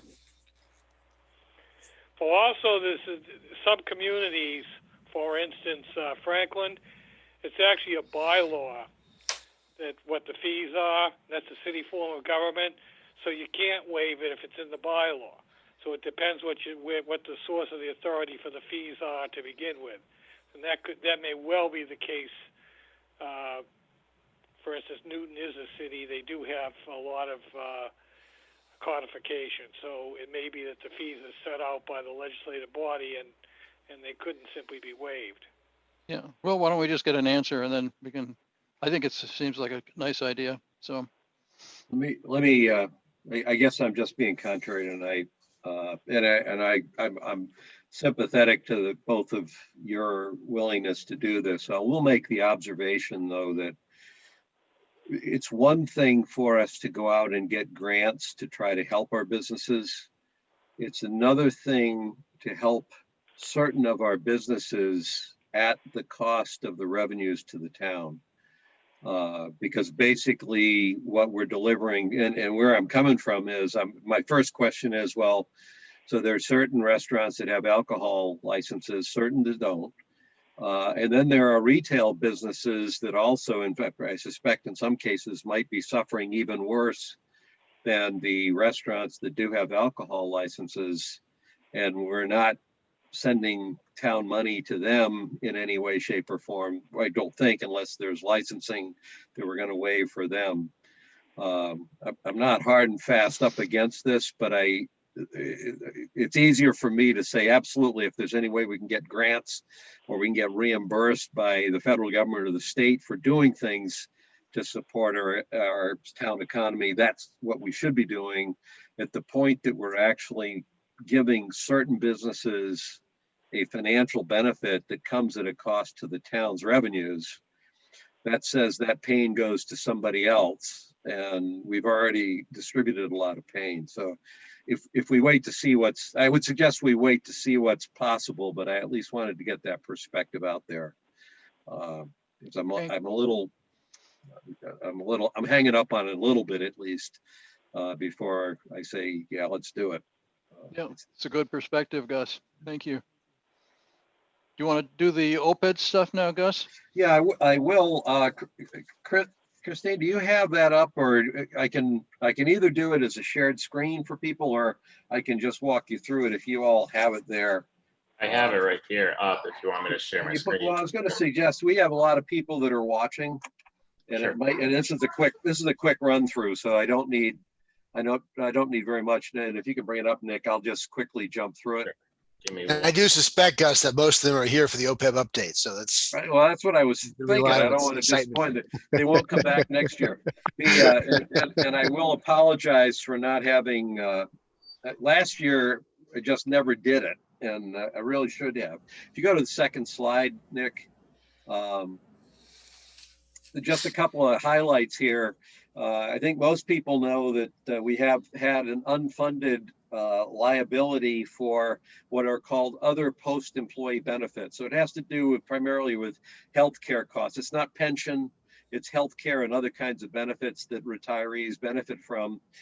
We went through over several years a number of steps to begin to fund that liability. And ultimately, we wound up establishing the OPEB trust fund as the legal repository of everything that we've done. So the first year we had that fund, we took the money that we had accumulated, put it into the, it's called PRIT. It's the Massachusetts Public Retirement Investment Trust. We looked at several options. This is the big trust that takes care of pensions and everything in Massachusetts, but we concluded that quite aside from it being the almost obvious choice, it actually turned out to be the most attractive choice. And lo and behold, the first year, in that year, we got a 12.8% return on the initial investment. The next year in FY18, it dropped to 9.5% just because of the way the investments went. And FY19 was down to 6.3%. And then we used a June 30th cutoff. So that, if you recall, this past summer, was right around the time that the market had really tanked and we were only up 2.2%, but it's gone up more. One of the weird things about this is that this is all an actuarial calculation of the long-term obligations we have. And so you have to go through projected amounts on what's owed. And some of that has to do with parameters that GASB, the Government Accounting Standards Board, specifies for doing it. When we first had the calculation of the town's liability, it was calculated at $42 million. And then from year to year, as a result of the actions we've taken and as a result of changes in how they calculate the liability, that's been dropping precipitously. And I'll show you that in a minute. This past year, our liability calculation with the methodology they used resulted in an improved long-term liability. And these things, the discount rate got basically, when it went up, it turns out that your long-term liabilities get discounted more. So the present value drops. The mortality assumptions also reduced our liability. Age-graded claim rates were reduced, so that improved our situation. And then the one factor that pushed it up a little bit was the adjustments to withdrawal, disability, and retirement assumptions for teachers. And so the net impact of that was the adjustments all were in our favor. And the one management action that we took on the OPEB trust fund just about a month ago is what we have been doing is putting the money that's approved at town meeting. We've been putting it into our trust fund right at the beginning of the new fiscal year. So the entire lump sum, basically it gets invested by about the end of July or the beginning of August. And we realized that probably it would give, especially with the kind of year we had here, it would make sense for us to be more methodical about that. So looking forward, it's likely that the trust fund will vote to kind of, do the dollar cost averaging routine and do, space this out on a month. Georgia Kalibas has said that it's not a problem to make monthly contributions. So we will probably go more toward the dollar cost averaging that I suspect most people are familiar with, where you save on a regular basis in order to not get whipsawed by having to put money in at the wrong time and then have it go. So far, when we've done that, it's really gone up, but chances are our luck is running out. Can you go to the next slide, Nick? So with the adjustments, I mentioned that we had a $42 million total liability to start with. That's down to just under 39 million. The amount that we had put in as of the 30th of June in 2019 was 3.5 million. And bottom line on this whole thing is that the unfunded actuarial liability, and I think that's wrong. That should have been as of 6/30/2020. I just didn't catch that one. Was just under 35.5 million. In addition to the money we put into this trust fund, we also carry the employee benefits. If you look at the town budget, we carry the employee benefits. So as we're contributing to this trust fund, we're not using the trust fund right now to pay those benefits. So as you see that recognized pay-as-you-go payment, that shows up right now as a budget item on our annual budget. When we get to the point that we have the trust fund fully funded, what we'll be doing is contributing to the trust fund, but we'll draw out of the trust fund to cover our actual cost. One last point, is telling you more than you want to know here probably, but the line right above the pay-as-you-go that says normal cost, one other benefit we've had over the years is that the calculations the actuaries use say, basically, if I follow this correctly, they projected that our cost in this past fiscal year would have been 1.574 million, even though our actual cost was 1.394 million. And so the difference between those two numbers also shows up as a benefit to us in terms of reducing our liability. You can go to the next slide, Nick. And actually, I'm going to, well, so if for anybody, I'll leave this up just for half a minute. This is kind of the record of how we've been contributing to our account. And on this one, unlike that one that I showed you as of June 30th, we'd only made 2.2%, and we were at something like 3.9 million. Because of the market swing, using the most recent statement that we got from PRIT as of the July 31st, which included our contribution, we were up to 4.5 million. So just for those who are wondering how much out of that overall 39.5 million we've paid, it's about 4.5 million that we've got covered as of the market on July 31st. And then you can go to the chart, the next one. The only thing about this chart, as I mentioned, the 42 million, you can see in 09, that was kind of where that line on top is. And you can see now that we've kind of dropped in our overall obligations down to about 35 million. And that's not purely by what we've put in, that's partly what we've put in, the return on what we've put in, and then how the calculations have changed to be more favorable to us. The two lines at the bottom, I may change this in the future because the two lines at the bottom are showing the annual contribution we're making in comparison to the annual expense that we've had for benefits, if you will, the normal cost, which is the projected expense. Those two lines are tracking pretty closely, and they're probably, it would be more important probably to see the cumulative contribution. So that's all I had. Why don't you tell people what the UAAL is for? Yeah, it's unfunded. It's the unfunded actuarially accrued liability. So what that's really saying is this is the amount of money that we have as a long-term obligation in terms of an OPEB obligation that we have not yet funded. Which is all the health care that we're going to have to pay for our retirees in the future. It's pretty much healthcare. And the reason this ever became an issue where the pay-as-you-go doesn't work so well is we have a Prop 2.5 environment where we're trying to keep our budget growth at 2.5, but we've gone through years where healthcare costs have grown more than that. So interestingly enough, the magnitude of our problem is a lot smaller than many other towns, and it's orders of magnitude smaller than our cities here in the state and other states in the country. So it sounds like a big number, but compared to some of the problems other places have, it's not. But that's what it is that the higher rate of growth in healthcare costs has caused this to be a problem. Eventually, if we didn't do anything, we would have this just exploding pay-as-you-go line in our budget, and absolutely no way to control it. Yep. Thank you so much, Gus. Okay. Any So questions, Mike? No questions. Thank you, Gus. For anybody else listening, if you have questions, email me and I'll do my best to explain it. Okay, we've got action items next. Vote to sign the warrant for the November 3, 2020 presidential election. Oh my goodness, there's an election coming? I would move that we sign the warrant for the November 2020 presidential election. You sure you don't want to wait one more debate to make sure that this is not a move? I second. No, let democracy move. Mr. Peterson? Yes. Mr. Murby? Yes. And Mr. Marcucci, yes. Christine, when do you need us to come by and sign? If you could come by before Friday, that would be great. Okay. Will do. Probably tomorrow. Next, we have vote to appoint election workers for the November 3, 2020 presidential election.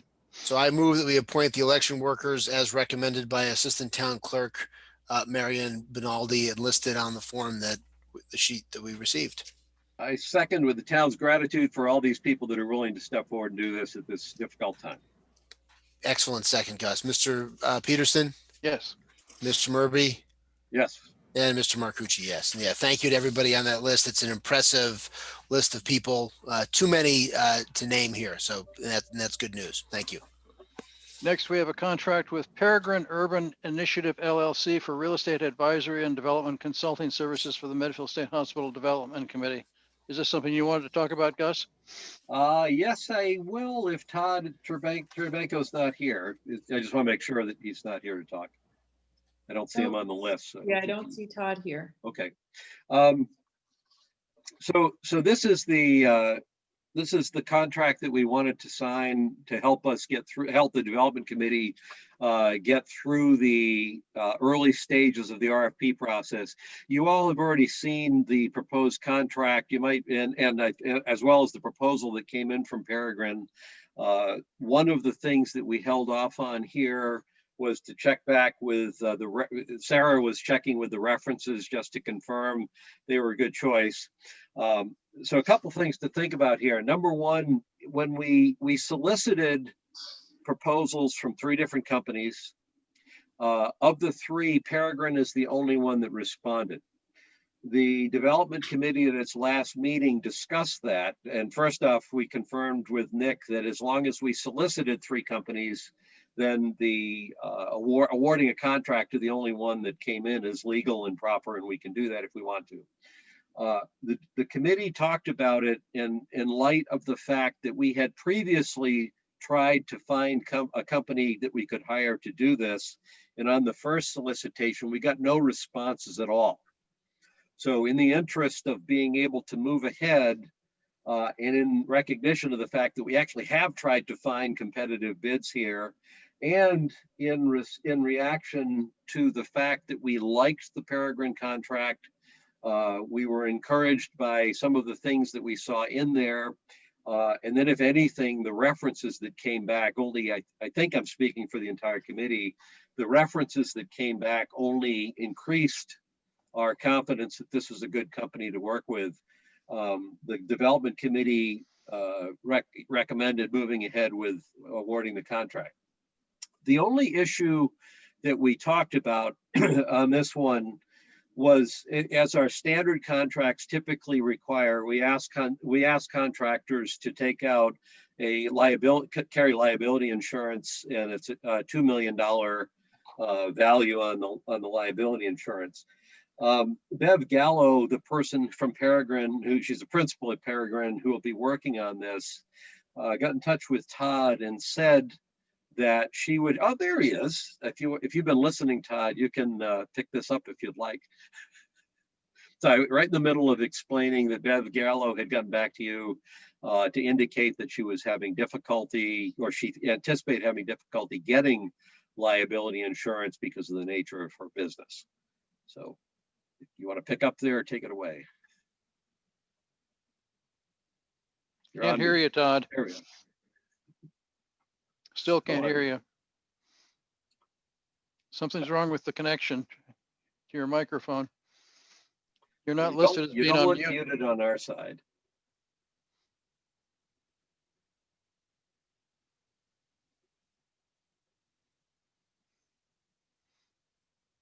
Can't hear.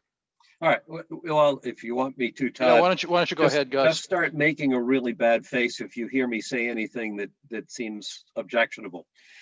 She had come back to say that she did not expect that she would be able to get liability insurance. She had apparently she's tried before, and they said they couldn't insure her business because they really couldn't identify the risk. She's advising us on what we do. It's pretty clear that for the first 3 tasks, that wouldn't be any problem anyway, because she's just working for us internally. Ideally, and the committee has talked about ideally being able to continue if the person we bring on board for the first 3 of the 6 tasks that we have laid out to get the RFP out, if the person we bring in to help with the first 3 proves to be a good match, then we would ideally like to continue with them. And that's all tied into a mass development grant request that's in that we won't hear about until like late November, and probably won't be available for funding until December. So that would fund the second half of this procurement, which is why we broke it up. Mark, I think one of the questions for you, Mark, is for a contract of this type, recognizing that everything that's being done on these first 3 tasks is purely helping the committee internally pull together the early stage thoughts about the RFP. Would it be feasible, or would it be easy enough for us to simply waive that liability requirement? I'll stop there first. For clarification purposes, this was professional liability insurance. This wasn't general liability. It would be professional liability, yeah. Yeah, there's no legal requirement that you impose it. It's a good practice given the nature of, depends what a consultant is providing for services and how much you're going to rely upon what it is that they do. Yep. And what's the consequences if they give you bad advice, or they don't comply with some sort of statutory or regulatory requirements that you were relying upon them to rely upon, or industry standards, or what have you. Mm-hmm. So professional liability insurance, as opposed to general liability, is if you don't do your job right, whether you're an architect, an engineer, an attorney, some kind of professional person.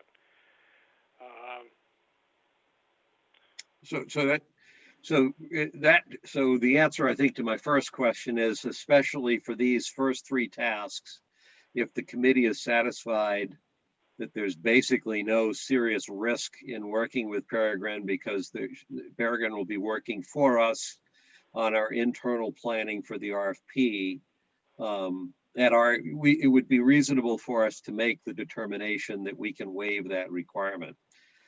Let me go to part B of my question. So this fourth, fifth, and sixth tasks for who, either whoever helps us with the first three or whoever we bring on board will involve working with us to actually craft the RFP that will be sent out to solicit proposals, and could potentially be assisting us in the evaluation by advising, at least providing us advice in the evaluation assuming we get responsive proposals, as we choose a developer that we think is the one we should go with.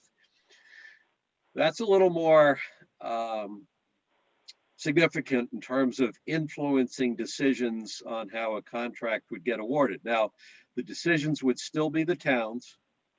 If somebody had a problem with what our RFP was, it would be a problem with the RFP the town issued.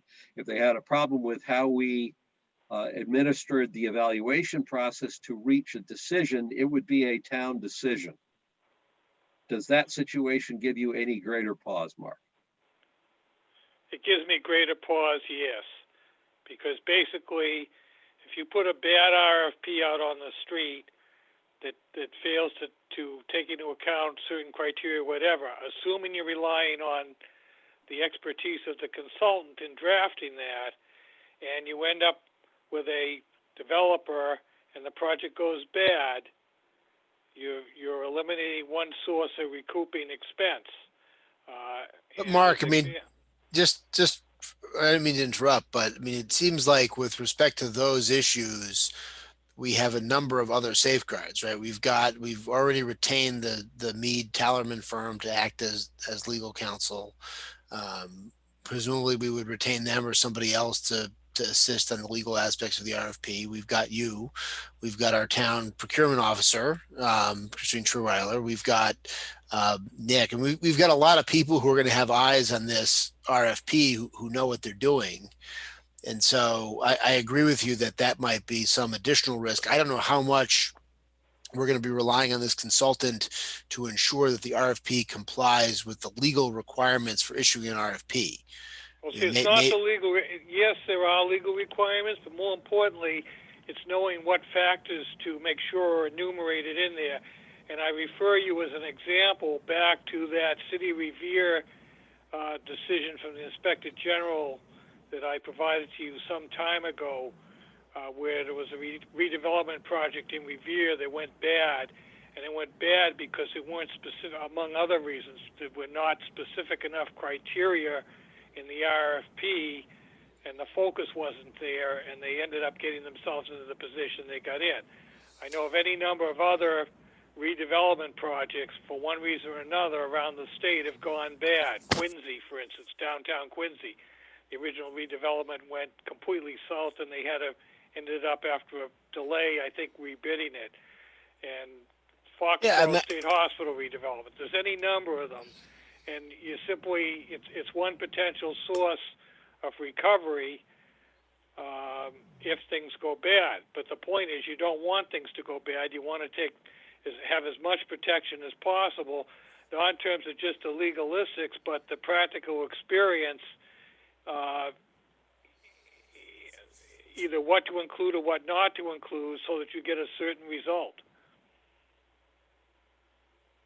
So I think it would be fair, Mark, to say that Peregrine would not, or whoever does the fourth, fifth, and sixth task, would not be in a driver's seat around this. To put it into something that we have more familiarity with recently, I think the role that they would play, and it's a different context, but the nature of the relationship would probably relate more closely to something like what COG does with the Affordable Housing Trust. Frankly, I assume COG has professional liability insurance. It's not that big a deal. If you're an established consultant, it's generally required for any kind of decent contracts. Certainly the state requires it when you're contracting with them. So Okay. I don't know what their problem is in not being able to get it. There's deductibles, et cetera, available so that it becomes manageable. I don't know that it's a particularly outrageous expense. Mhm. Well, so the reason I wanted to get this all laid out and to clear for you to Mike and Pete is that I want to make sure that we're not doing anything stupid here. But I think from this discussion, what I'm going to propose something, see if it makes sense. From this discussion, I don't think it's critical that the liability insurance be on for purposes of this contract, which is tasks 1, 2, and 3 of a planned six task scope of work. Eventually, we're going to get to. And the reason I'm proposing this at all is that we're sensitive to a time frame. We'd like to get people up and running and making progress. So that's the only factor. But it might be, we might need to tell Peregrine that if we're going to be able to proceed with tasks 4, 5, and 6, we're going to need to address the liability issue before they would be eligible to go to that second phase. That would be a totally separate contract. So it's not like a single contract with 2 phases. It's a single contract with just the first phase in it, where for reference purposes, we've talked about what our future plans are. So there's no blending of the 2 scopes in a legal sense. We're just hoping to integrate and be able to capitalize on what we're doing up front with what we do later on. Mark, Mike, or Pete, is that a reasonable? That makes sense to me, Gus. Okay. Yeah, that's fine on that issue. Okay. Todd, you can nod if that sounds good to you. You could just nod. Okay. We still can't hear you. You have to nod your head. No? Yes. Okay. Thumbs up. Okay. And they did indicate if they move on to tasks 4 to 6, they did inform Todd that they would be able to carry the insurance. Oh, okay. Oh, good. Okay, All right. So that takes care of that then. It's too bad Todd couldn't come off mute. We probably just saved 10 minutes of me trying So to tap dance around that. I don't know if you have other technical issues you want to cover, Gus. I just had a couple of substantive comments that they're not going to affect my support for the contract and moving forward. But I think looking at their response to the request for qualifications, and in they refer right in the first part that they're going to using the town's strategic reuse master plan. We'll work with the town and MSHDC to confirm the core mission and to craft a strategic approach. They refer on the next page to merging the town's quote preferred plan with the ideas from interested developers and a more informed public following the 2021 town meeting. And so I just wanted to kind of reiterate what I said at the town meeting, which is that I do not think that the strategic reuse master plan or the preferred scenario should be the guiding star of this process or the RFP. I mean, that was presented to the town meeting as a possible scenario. I think that consistency with the strategic reuse master plan should be a factor. So when you do the RFP and you're citing percentages to different criteria, I think a plan that is all else equal and is closer to the strategic reuse master plan might be preferable.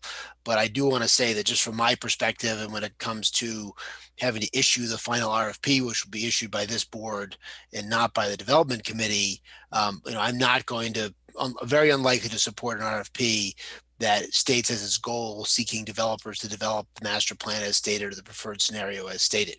I would like it to be more flexible than that and have more opportunity for developer input and proposals that are consistent with the zoning that was adopted at the special town meeting, which is what we had told the special town meeting, is that the zoning is what would control, and that any proposals that were consistent with that zoning potentially could be on the table. So none of that is to say that I'm going to oppose this contract. I want to move ahead.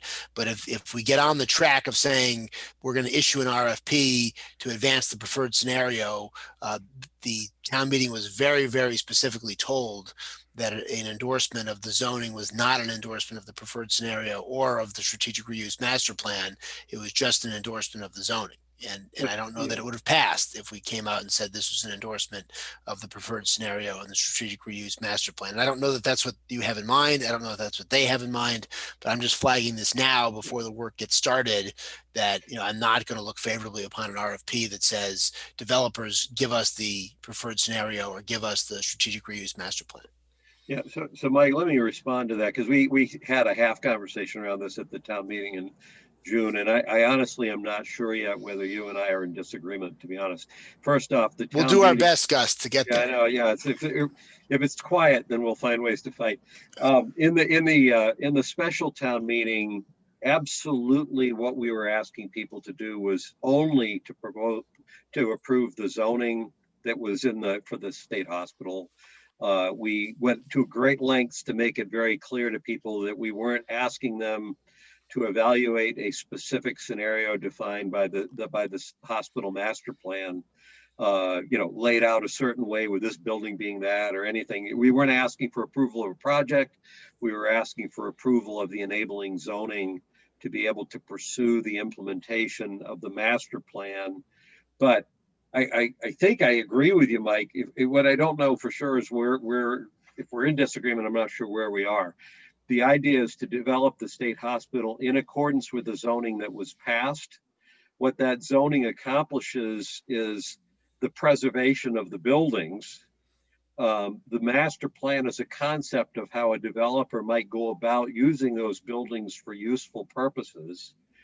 This is me talking just personally. I have been very sensitive to the 440 units that the town was of housing that the town was dead set against, that the state had first proposed there. So I viewed a kind of a dead zone as any number of housing units that starts to encroach on that 440 units. So the rules that people have said is, oh, you'll get developers, they're going to want to put 800 units in there. I view that as a non-starter, even if they do it in those buildings because of just the sheer number of people. But as far as whether there's really, an assisted living facility on the east side of the quad, or whether there's even an assisted living facility or not, for that matter, it's the issue is to get developers to come in to propose what they could do using the buildings that are there, consistent with the zoning. And as long as that picture looks like something the town would like, I think we've been true to what was approved last fall. I don't think that's violating. I don't think I've just contradicted what you just said. And so, no, for example, I mean, given the potential change in people's views, we entered the master planning process with the basic assumption that commercial non-residential development was kind of a very unlikely candidate up there. And I think that the master planning committee stretched in what it thought was likely and possible for non-residential development to make it more palatable. It was not unreasonable, but it was, I think a lot of the commercial pieces of that property were expected to come in on the back end. We have no idea what the view is going to be going forward in light of the pandemic and everything else on suburban commercial and office space and light manufacturing or anything else that might be potentially consistent with some of the zoning and some of the flexibility of the zoning. And so I just wouldn't want us to rule out in the first instance the possibility of some redevelopment there that leaned more heavily in a commercial direction. Or an office direction, as opposed to, and again, I'm the last person to be opposed to additional housing or additional affordable housing and all of that. So that's not my concern. Obviously, I've had my issues with this proposal all along, and I strongly supported the zoning at the town meeting as the right decision to move ahead. But I want to make sure that we're not going to just be looking down. Let's give me 5 proposals from residential developers, when you may have somebody or even a company that would say, we're looking to get some of our people more out, more out of there. And that might be something that, from a traffic standpoint, if it's going to be off hours, it might be a little different and a little easier to swallow and provide some of that tax benefit. So again, I don't want to have a long debate about this. I just wanted to note that issue, and to the extent that Peregrine thinks that their marching orders are to develop an RFP that's going to implement the master plan of the preferred scenario. I don't necessarily think that should be their. Yeah, I don't think that's going to happen, Mike. And just to respond specifically to that, one of the references that Peregrine had was a project that they had been brought on board to renovate as, a sizable piece of property, not as big as the hospital, a sizable piece of property. And there was a concept for who was going to move in. And then before they had a chance to complete the project, the main tenant for the property disappeared. And Peregrine went out and actually, from the reference at least, they came in, they actually used a pretty creative process to find an alternative tenant. So I don't, for sure, I don't think I think I'm speaking for the committee to say that it's not the committee's intention to get kind of a consultant in there that just does what they get told to do. And the references suggest to me that Peregrine actually is a pretty creative company in terms of understanding what you're trying to accomplish and then figuring out how to deal with the barriers and the obstacles that pop up along the way to get you there. So I don't think we have a disagreement here. If we get some proposal that comes in that you think is just great and I don't, then maybe we'll have a discussion. But I honestly don't think we're having a disagreement. And I don't disagree with you either, Mike. I think that we want some flexibility. Yeah. So are we ready to go forward then with Peregrine? Yeah, I would move that we approve the contract and authorize who's going to be signing this. Is Christine going to sign this, or are we going to sign this? Looks like we're going to sign it. So I move that we approve the contract and the signing by us of the contract as submitted. We'll second it. Mr. Peterson. Be doing anything here. Yep. Mr. Peterson. Yep. Mr. Murby. Yes. And Mr. Marcucci. Yes. Thank you, Todd. Thank you, guys. Thanks, Todd. Thank you, Todd. Yes. Thank you too. And our next issue is the contract with Mbta Group, Inc. for engineering design for the Dale Street and North Street, North Meadows Road intersection, which is being funded by the Medfield Meadows mitigation payment. Let me bring Mo on. He has a couple of things. I just want to point out, because we were talking about the state hospital, that Bill had registered a couple of comments. And the first was he wanted to know what advice did you get from your legal consultant, but you answered that live that you were talking to Mark about it. And his second comment was the MOA with Mass Historic does not require the use of the buildings, but does require the town to encourage it in the marketing of the property.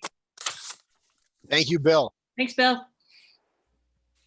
On Beta, so Mo, Sarah, and I have been working on this. This is a contract to do the design work for some of the mitigation that was included in the Medfield Meadows project.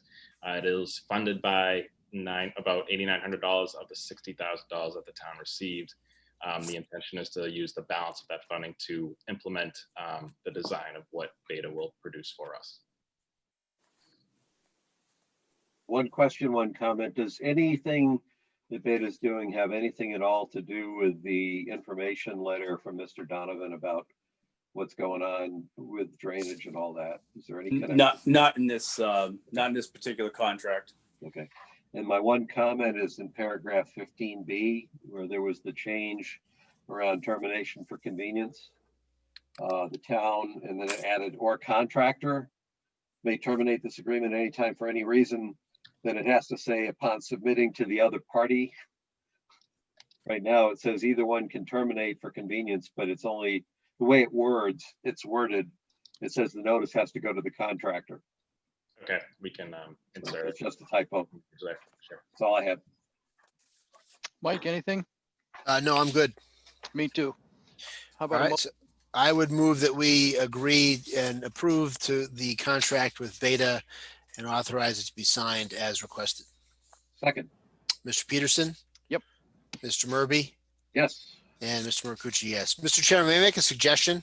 Yes. I see some people in the participants list whose names look like people who are on our committee appointments, and which are like 11 spots down. And so I am, and if obviously everybody's welcome to stay for the whole meeting, but I was going to suggest to the extent any people who are here for their committee appointments, if we could take that ahead of time, so maybe they could skip the long march through the contracts if they were so inclined. Sure. And I see that Kaylin Caskey is there. She may be here to be heard in opposition to Steve's appointment to the safety committee, but So I explained to all the people being appointed that they were welcome to attend the meeting. They were not required to speak this evening, but they were here if there were any questions. Not all of them could make it as we've gotten later into the evening. Well, I don't have any questions. I read everyone's background and submissions, and I know several of them. I don't have any either. I thought, again, appreciate people stepping forward, and I thought they were all good choices. Great. So do you want to? I'm fine with them myself too. All right. Well, then I would move that we appoint Mike Pastore to the OPEB Trust Committee, Alexandra Mader to the Safety Committee, Steve Caskey to the Safety Committee, Megan Sullivan to the Capital Budget Committee, Nasser Ismail to the Capital Budget Committee. And being parochial here, I enthusiastically endorse Mike Pastore's addition to the OPEB Trust Fund and enthusiastically second all of those appointments. Mr. Peterson? Yep. Mr. Murby? Yep. And Mr. Marcucci, yes. Well, yes, congratulations and thank you to everybody for stepping forward. We really appreciate it. These are important committees. They do good work for the town, and I look forward to working with all of you and seeing the good work you'll do on the committees. And if Kaylin was here to speak against Steve, I'm sorry we didn't give her the opportunity. I promise you won't be out that much, Kaylin. Okay, then going back to our contracts with EJ Prescott to provide and install a FlexNet water meter reading system. So this is part of our capital projects that for the water division and the sewer division. The FlexNet meter reading system is kind of long overdue. As soon as the Mount Nebo rehab project is completed, we're looking to install that infrastructure on the tank and be able to utilize that information, put the software and have the training for that. And then the next contract would be to get all the rest of the MXUs, which are the transmitters for all our meters in town, replaced so that we can read everything. So the FlexNet is the actual, I guess, equipment in the meter that reads it, and the FlexNet is like the communications infrastructure that can transmit. And I was just trying to understand how the two of them fit together. So the FlexNet system is the antenna that's going to be placed up on the top of the Mount Nebo tank, and that will be able to pick up all the information from the MXUs that are placed on each of the meters in the household. Okay. And the FlexNet is, if that's what the MXU is doing, the FlexNet is doing what? The FlexNet is receiving all the transmitted information from the MXUs. So the FlexNet exists inside the water department then, or it's not out at the sites, it's actually in, it's on the tank, and that information is transferred from the FlexNet on the tank to the computers in the DPW. Okay. I had it backwards. I was thinking it was the FlexNet was out. Okay, got it. I had, I'm trying to get to it here. Paragraph 7 on the contract, both contracts, they read the same. And I wrote a note down. I have to get to the contract. That's all. It's paragraph 7 didn't make sense to me, and I got to go take a look at it to see what it was. But if you have it there, where are we? Give me a second. When you have 275 pages of this stuff, it's like, man. Oh, I know what it was. So the paragraph 7 reads, the town shall pay the contractor based on the proposal submitted to the town of Medfield in the amount of $150,000 only after delivery, testing and acceptance of system in accordance with the terms and conditions of the contract. That says we're going to pay you a lump sum at the end. But then it says, if applicable by law, invoices accompanied by copies of the weekly certified payroll records shall be submitted for payment by the contractor to town on a monthly basis. So I was reading it saying, we're saying two opposite things. And it was confused. It's just weird words to me because they're saying two opposite things. Mark, can you chime in on that one? Yeah, I don't remember frankly if I reviewed this contract or not. That the language you're referring to, Gus, is typically in a contract where we're buying a vehicle or equipment or something like that. Otherwise, it would just, that testing, all that stuff, it would be a total contract amount in the first paragraph and then provision for progress payments. That's, yeah, that makes sense. If we had said the town shall pay the contractor based on the proposal submitted to the town of Medfield, attachment A, in the amount of 150,000, period. Get rid of that last. That other language doesn't apply to this particular. We can strike that, but Mark, you Yeah. did look at these, but we can strike that language on both. I think, honestly, I think the only language you have to strike is the weekly certified payroll records. This is not a prevailing wage job, so. Right. Well, maybe so there's more then. Hold on. Here's what I would do. I would end the first sentence after the number 150,000, and on the other contract, I would end it after 400,000. Get rid of the entire rest of that sentence. Get rid of if applicable by law on the second sentence and start it with invoices accompanied by, I don't know whether they have to be accompanied by copies. So it's invoices shall be submitted for payment by the contractor to town on a monthly basis. And then the town shall make payments on the basis of the work completed. Town shall make payments within 30 days after its receipt. And that change should be made to both of those contracts. Okay. Okay. The scourge of surplusage. I agree. And inconsistency. Yes. So do we have a motion then to approve the contracts as amended? Yes, I would move that we approve the two contracts with EJ Prescott with the amendments to paragraph 7 in each contract as suggested by Mr. Murby. Second. Mr. Peterson. Yep. And Mr. Murby. Aye. And Mr. Marcucci, aye. And we've got the contracts with Woodard and Curran for engineering consulting for infiltration and inflow on the water system and for maintenance and service of the SCADA system. SCADA. So SCADA. So Sorry. the first one for the inflow and infiltration with Woodard and Curran, that's for the sewer system.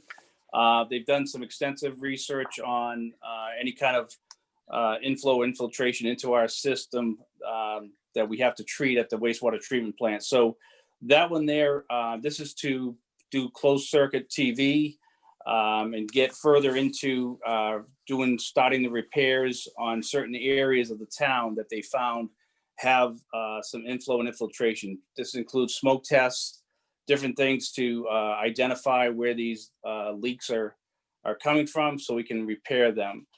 This is also part of our capital improvement projects. Mo, what are we down to in terms of unaccounted for water as a percentage at this point? Unaccounted for water, we were around 15. We're about 17% solid right now, but we haven't got the results for this year. Hopefully we're further down than that. Okay. Any questions, Gus, Mike? Only question I had on the SCADA contract, I'm assuming we are signing our town contract, not the Woodard and Curran contract in that package. Correct. Anything that's attached to our contract is for scope and compensation only, not, Right. We don't Okay. sign any of their contracts. It's just attached to ours for that. Right. Okay. Mark, I do have to ask you, Mark, on the SCADA contract, I know you're going back and forth with Woodard and Curran. Did you come to an agreement with them on that one? I didn't have any communication with them at all. My only communication's been with you. Okay, so they were supposed to call you. Obviously, they did not. Was that last section 21 on that contract? So to just share with the Board of Selectmen, particularly my legal colleagues, and probably Gus, you've had some experience, but they tried to put a provision in here that basically eliminates various kinds of damage claims the town might raise. Typically, I wouldn't care, but given the specific, if you will, commercial nature of water and sewer and and charges the type of work they're doing could end up causing the town to incur a loss of revenue or other expense that they would want an opportunity to recoup. And therefore, I wasn't prepared to recommend that we waive those types of damages. The value on this for 3 years is 37,000. Correct. So there, I can see, if I were looking at it from the company standpoint of consequential, consequential damages for something like that with a contract that's $1,000, I think it was $1,000 a month. I can see how they might not want to take on at least unlimited liabilities there.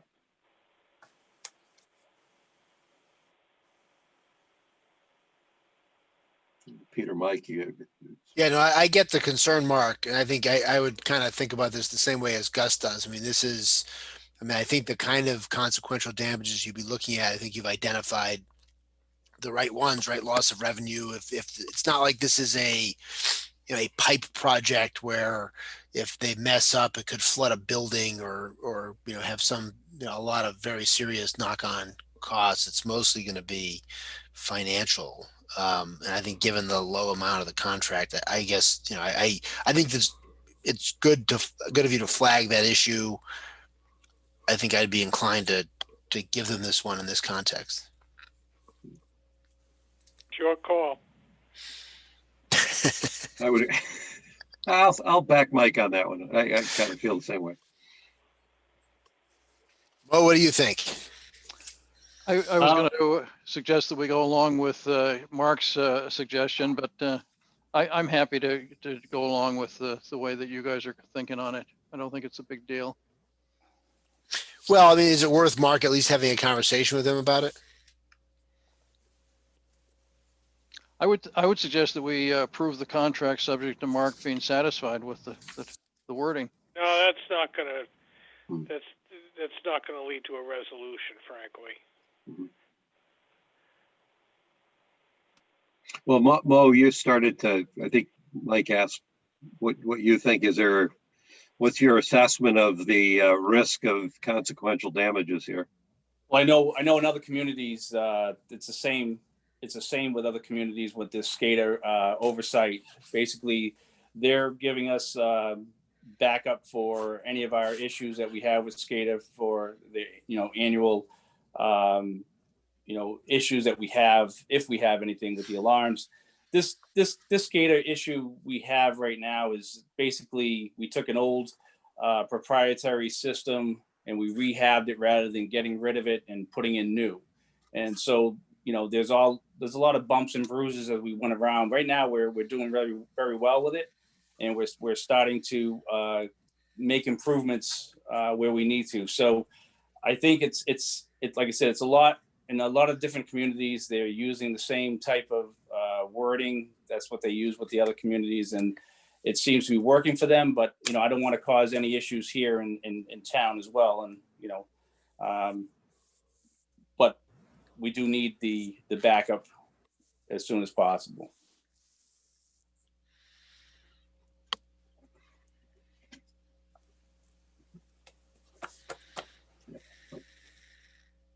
My cut is we could go with this one,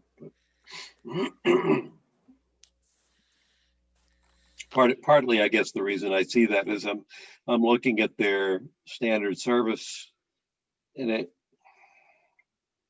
I don't know what a SCADA system is well enough to know what mischief it can create. It looks like a lot of this is information and alarms and things like that, but does it do automatic shutdowns? And it does. It's supervisory control acquisition data, and it's basically it's kind of the brains to our whole water and sewer system. So when there's any kind of issues, it alerts the system. It will shut down certain components if need be, but it does recognize to our staff right away that there's an issue that our guys would respond to.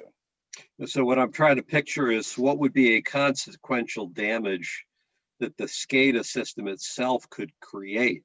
Like if it shuts the system down, I assume that's an alarm. It shuts the system down. You get the alarm, you check out what's going on. And if the alarm is a false alarm, you just open the system back up again. But I may be just showing my ignorance about how complex this stuff is.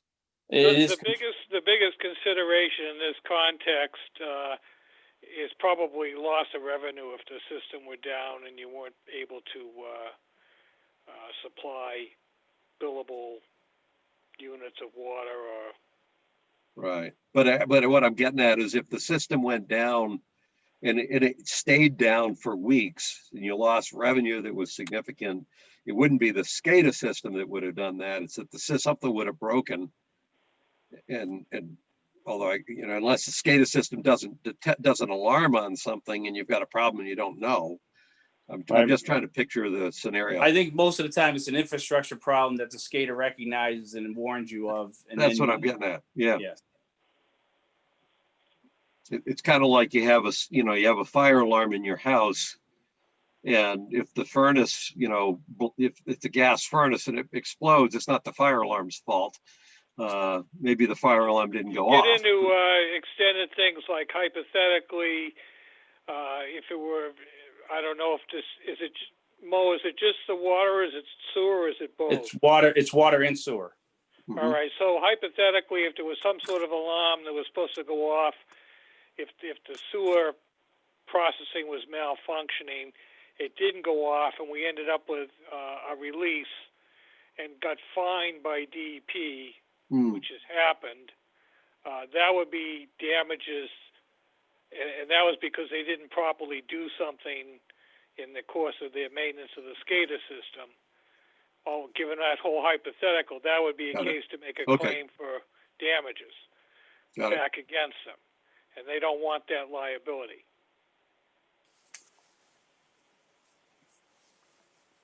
Well, I don't blame them for $37,000 over 3 years. I wouldn't want the liability of making sure that the water and sewer system in Medfield continued to operate flawlessly. I'm just reading, it's a service subscription to maintain, protect, and optimize the system.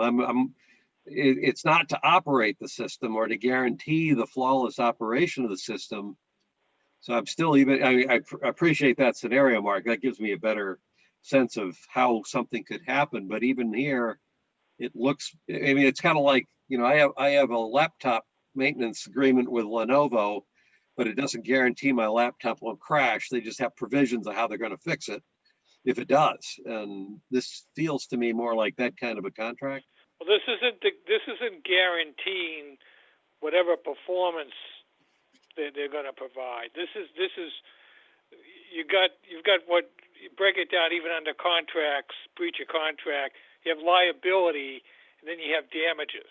This is the damages, the remedy part that they're trying to cap. They're not. Right. This isn't addressing the level of care they're going to provide. It's what's their exposure if they screw up.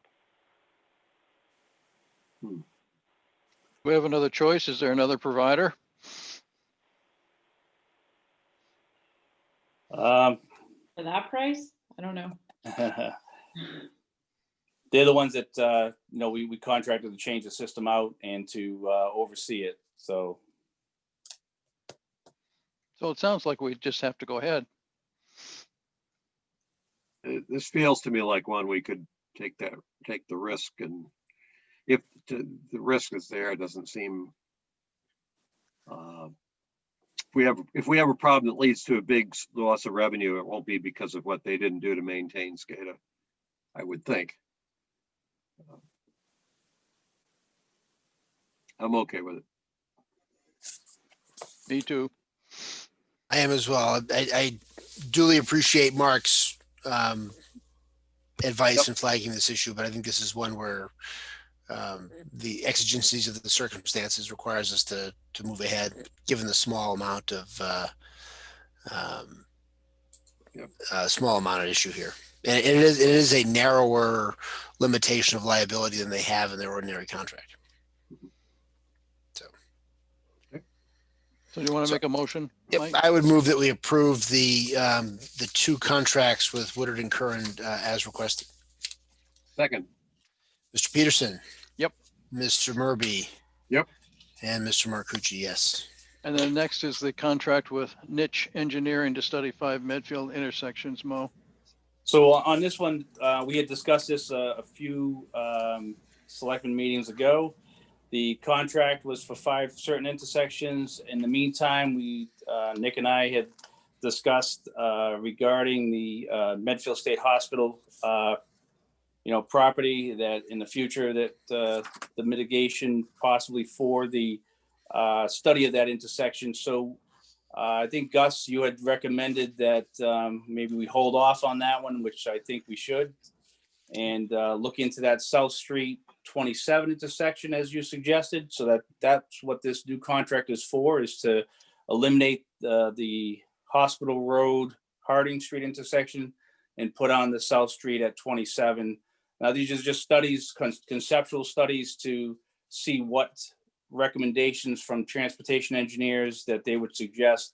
And the reason why we're doing this, we're doing a lot of roadway work in the next 5 years that we want to incorporate these intersections and see what kind of safety improvements, if any, that we need to do for them. Any questions from Gus? Mike? No questions. Nope. No questions. So I would move that we approve the contract with Niche Engineering as requested. Second. Mr. Peterson. Yep. Mr. Murby. Aye. And Mr. Marcucci, aye. And then the final, oh no, you've got a couple more things, Mo. Acceptance of the 2021 salt bid prices. So these, we had a bid opening, and our price is about $3 less, a little bit more than $3 less than last year. We've got 29 towns in our consortium right now. We've seemed to get the lowest price in the area. The Plymouth consortium is, they do it by each individual town, and none of them was as low as what we have for all 29 towns. So we are at $43.18 a ton. Last year was $46.95. Eastern Minerals is our primary bidder that is the lowest bidder for us. I think we just have to look out for the future that the bigger we get, we may not get these prices as low as we are. So I think we're in a good spot right now. We're in a good location where these depots are, and we're very fortunate that we're getting these low prices. And Mo, Morton Salt, that's the when it rains, it pours, people? Yeah, I think it is. But it's not going to snow this winter, right, Mo? What's that? It's not going to snow this winter. It's not going to snow this winter. I can't guarantee that, but be prepared. How's that? I've heard that you can go to the highway department garage and pick salt up if you want to. So I'm eyeing the salt container we have in the Lazy Susan in the kitchen, thinking, get the right company.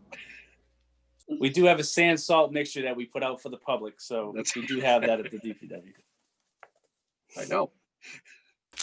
That's sand? I thought that was salt and pepper. Ah.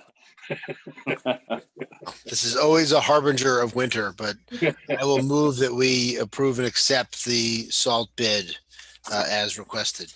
Second. Mr. Peterson. Yes, indeed. Mr. Murby. Yes. And Mr. Marcucci, yes. One year we should try to see if we don't actually approve it. Maybe we can actually prevent winter from coming all together. We'll find out. So Mo, your next one is the Chapter 90 project request. So $10,300 to fund the intersection improvement study with Niche Engineering, $64,750 to fund the ADA self-evaluation transit plan and sidewalk master plan. Yep. So the one for the ADA self-evaluation was the contract was approved in a previous selectmen's meeting. So this is just a Chapter 90 project request. As far as the intersection, you had approved that contract today, and this is just the Chapter 90 project request to back that up. Okay. Do we have a motion to? I would move that we approve the Chapter 90 requests as requested. Second. Mr. Peterson. Yep. Mr. Murby. Aye. And Mr. Marcucci, aye. And then let's see, accept a grant in the amount of $36,030 from the Mass DEP to survey the town property for stormwater issues and design structural stormwater best management practices for 3 sites, and authorize the town administrator to sign the grant documents.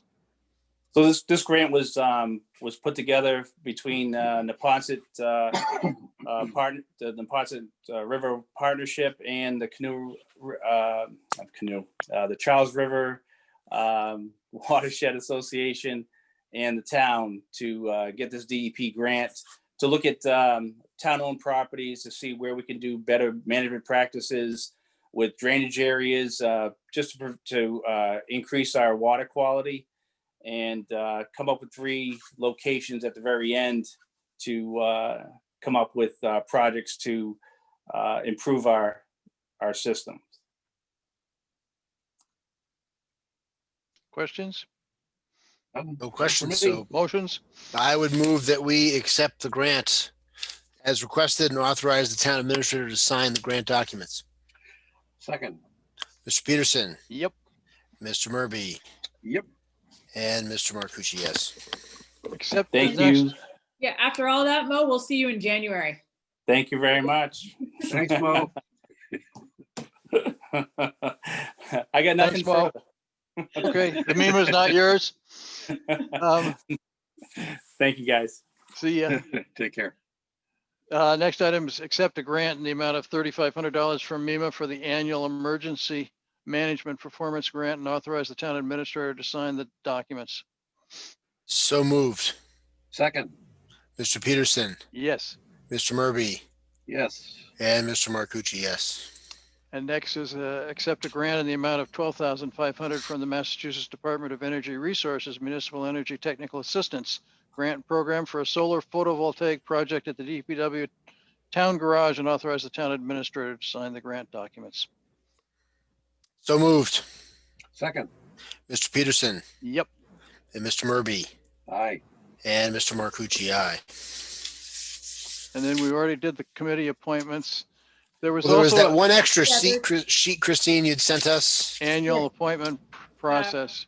So we're in the annual committee process. We are waiting for some committees to get back their information about who would like to be reappointed, who does not want to be, but there's a few that you can appoint tonight. So I figure when we have them ready, let's get them done.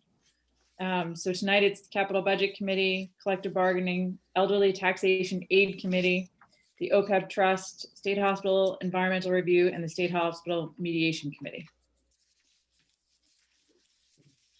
So do we have a motion to appoint all of those people? So I would move to appoint the members of the committee identified on the sheet submitted with our meeting materials, because I'd read the names, but I can't find it. So I have Plus all there the are about names. 30 of them.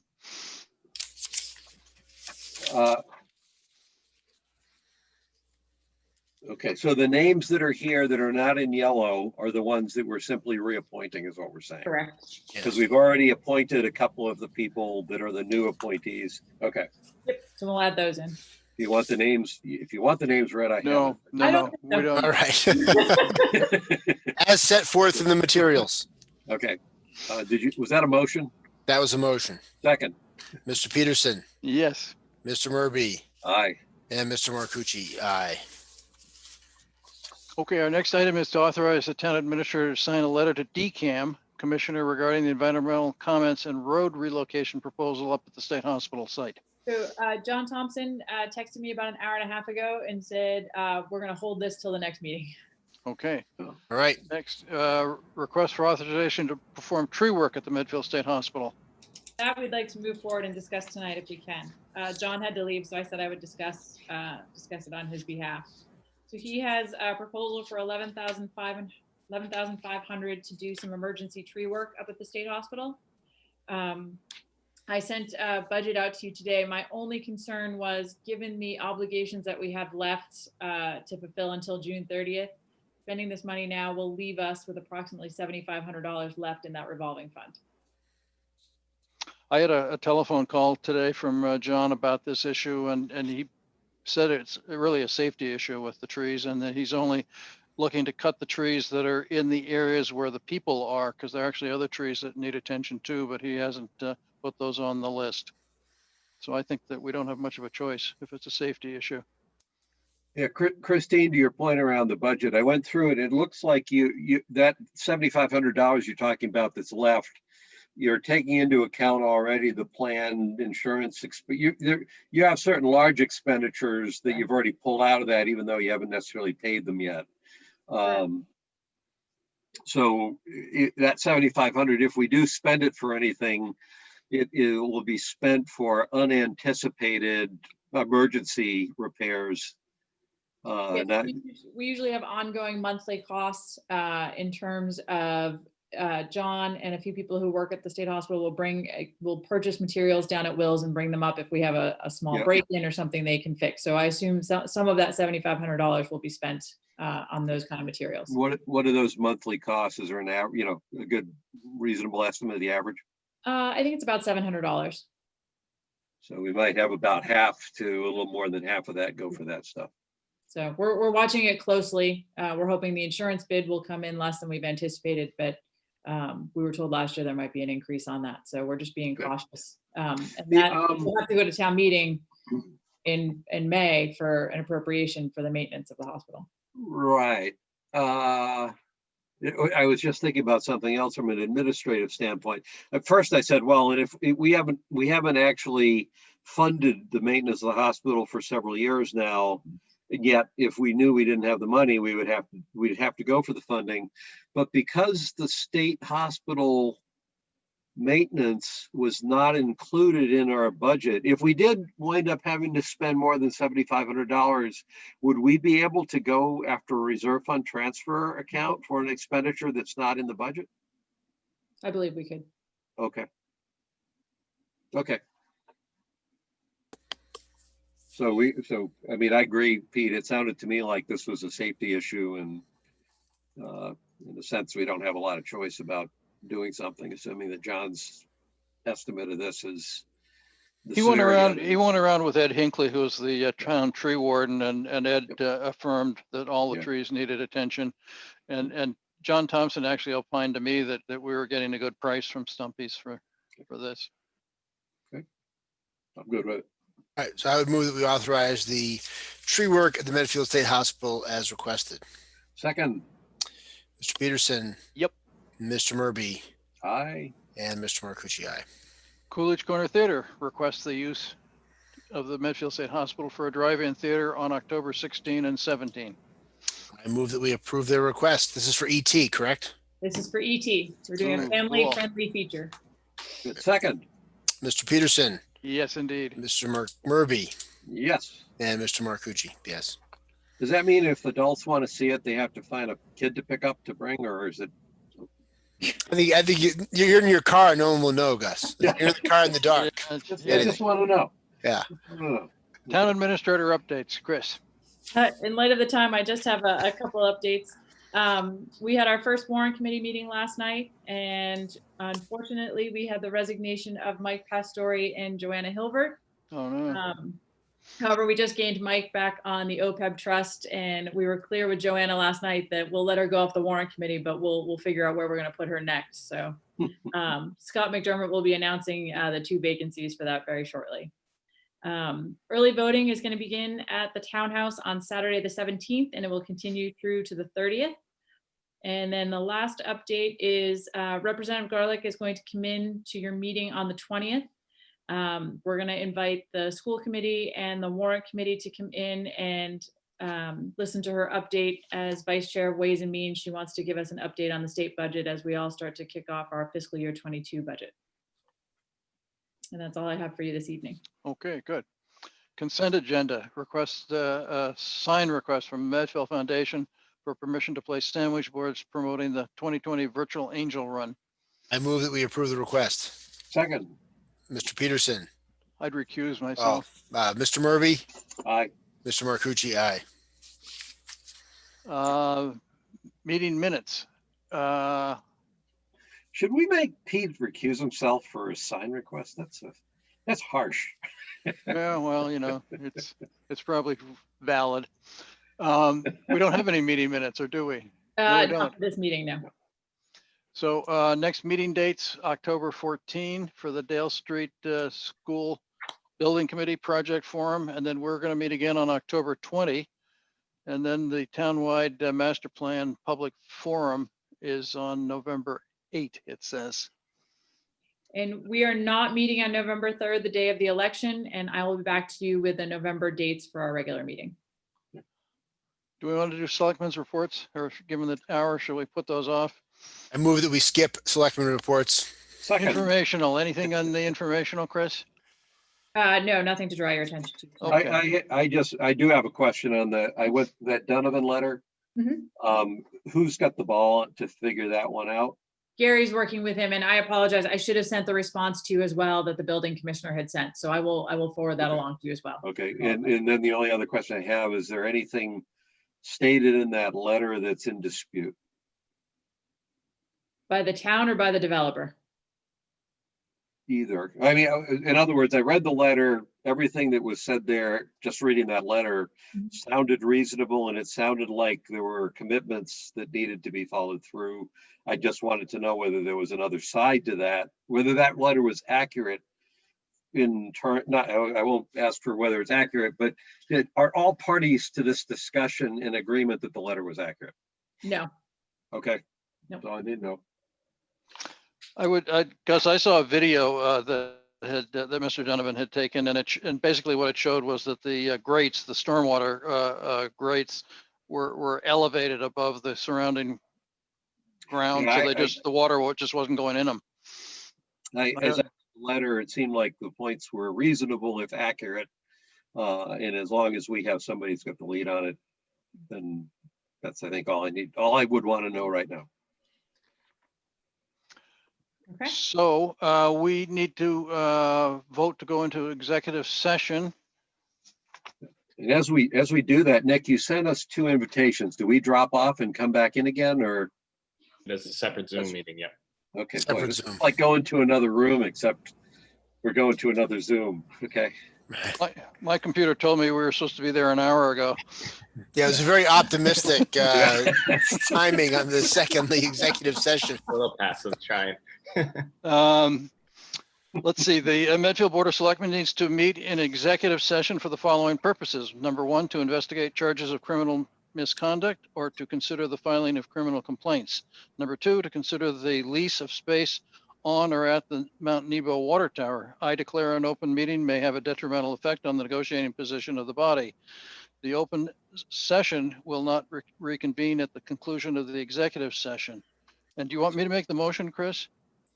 I think I have to make them open. Mike has to make it. Yeah, You I have move the that the motion? Medfield Board of Selectmen go into executive session for the following purposes: to investigate charges of criminal misconduct or to consider the filing of criminal complaints, to consider the lease of space on and at the Mount Nebo water tower, because an open meeting may have a detrimental effect on the negotiating position of the public body and the chairman has so declared, and that the open session will not reconvene at the conclusion of the executive session.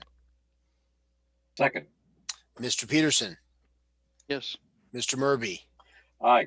and Mr. Marcucci, aye. See you on the flip side. Yep. Okay. Thanks to those who stuck it out through the end of this meeting. Nice Thank to you have an all. audience.